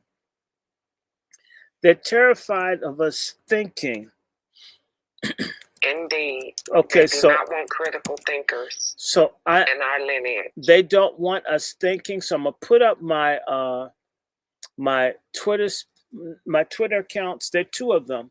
There's Kuna Bomber and DRS1 C Buster. That stands for Dr. Randy Short 1 Coon Buster. I can't put coon. They wouldn't let me have coon. I'm one of those people, we use the word coon so much, we started getting jammed on all the social media because the people couldn't handle it. But I will read more. I've got so many. You need to understand. We're in the family archives. Between my father and I, we must have about 15,000 books. Books on religion, books on race. We've been collecting books for 60 years. And there's a lot of different things. There's antique things, old things. And I don't know. Our people need to read. We need to think. You need to look. And by the way, um, don't worry about the donation size. If you subscribe, like, share. Subscribe, like, share. If you donate, donate. If you can't, do me a favor, send the video to 100 people. Put it up, especially if you want to piss people off. If you like, someone that is a swirler is going to hate this show. If you got a sick ass family member that just can't keep out of fucking white bushes, they need to be in white hedges. Send this shit to them. I mean, they don't mean anything to me. I don't give a fuck how they feel about it. I mean, they could go to hell. So just share this. Piss off someone that you don't like. I have a cousin. His wife was cheating on him and shit. You know what he would do? He would play my videos. Turn that motherfucker off. I hate him. He couldn't wait to introduce me to his wife through his phone. I can see that bitch wanted to kill me. I have a friend in Chicago who has like stud neighbors. And when she would make them mad, she would just turn my video on. ladies would come, turn that shit off. Who is that? If there's someone, use me as revenge. We have to make people who make us unhappy. Let's make them miserable. You have a family member that doesn't get it. Stop sending me them fucking things. Who's this fucking Dutch? That motherfucker no real Dutch. Send it. Make the time that you set to listen to this. If you have friends that drive trucks, truck drivers love the Angry Black Men's Book Club because there are no commercials and shit. You could just listen for hours. You could drive to the moon and shit and listen to some of these broadcasts. So absolutely, send me a piece because I got 1,000 followers. I would love to like get $1 a month or whatever, so I could like buy shit. I've got some books. Freelo, I'm still waiting for that book on slavery and Islam because I want to read that because a lot of Islamic niggas be lying. To have evidence and to do that, and by the way, with this DEI shit, they're destroying libraries across the country. You better get yourself some black books. This shit, they're erasing our history. You better get yourself some damn books because when that shit's gone, if you start looking, I mentioned Man, Child, and Promised Land, some other books. Those books are $200 or $300, $400 for paperback books we used to get for 50 cents. They want to destroy this information. That's one of the reasons I said I'm going to start reading, sure, because a lot of people say, why do you think like you do? I don't hate people. I told you, I love my white ancestors. I don't sit up and disown. I don't do shit like that. I will tell you all about who I am, where I come from. But what shapes me is what I read, what I learn, what you study. So everything ain't my opinion. I'm running around having opinions about stuff I don't know. So give, subscribe, share, shout it out, put some shit on Twitter. I've got Instagram. If you find me, let's do stuff because we're shaking it up. And of course, please delineate in your sexual lives, please. Black men, the world's bigger than your dick. The world is bigger than getting white pussy that you're not married to. The world is bigger than busting a nut. Sisters, the world is bigger than munching some feminist coochie who's going to marry a white dude and call you nigga anyway. Okay? So, get that. We need to delineate not just for tethers, but for swirlers. Okay? MFM, God bless you and keep you. All of you that pray, please continue to pray for my beloved sister, Keisha Forrester, one of the coolest black women that ever walked the earth, the sister who brought down that faggot ass, African Bambaataa who's raping our kids in New York. That tether rapist of black children, that sister, she needs your prayers. Her husband needs to come home to her. A lot of her, she's lost like 40 family members in the last year or two. It just made me, I almost gonna cry thinking about her husband dying after all of this. This woman's doing 3-4 funerals a week for a period of time. And that was really hurtful for me to hear a friend of mine. Now it's a husband almost dead. Pray for each other, okay? I'm going to check out here. I love everybody. And yes, I love those that love me. If you're white and you're loving, I love you back. And love, I'm not talking about anything carnal. I love you, sisters. I love you, beloved Nikki, beloved Miriam, beloved I love you too, brother. Devin, Love you too. beloved. We love you too. Oh my God, Sister Star, sweet, sweet, sweet Mhm. Sister Star. All of you, love you guys. Yes. Brother Mark, I love you. I'm not talking about your butt cheeks or your nutsack. You're a good brother. Cool. One of the most legitimate black men in Southern California. I didn't even think it exists. Normally they're all chasing white pussy, Asian pussy, taco pussy. He's like the last good black man down there, always a man trying to get some fajita. You think they're talking about Mexicans? They're talking about fucking with some mamacitas. So he's a good brother. Bless all of y'all. Okay. And yes. And no, pray to God, pray for Negroes to change, okay? And I pray for black people to change. Yes, and when you come back, there'll be lots of history and facts and lots of cussing. I found cussing upset fake black church people. If you're a fake church nigga, you're a church bitch or a church asshole male or nigga chicken bone preacher. Fuck you. And I love Jesus too, right? And fuck you and TD Jakes, this little faggot ass. I'm so glad he retired. And what kind of man has his daughter hunched over like she's about to get mounted on her ass to get ordained?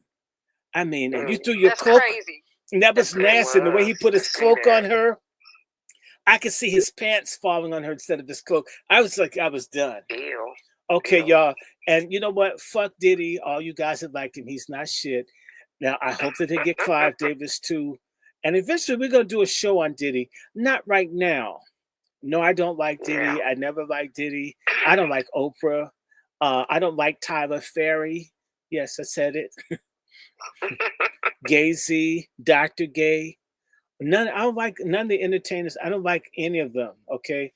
I love real people. I love God. I love, and in fact, Selfish came down here. She didn't want time. She was mad her food dish was closed.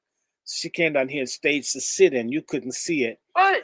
Yeah. No, well, you're not sharing you didn't share your lemon ice with her. You just no, she doesn't. No, I had mango ice. I don't get lemon.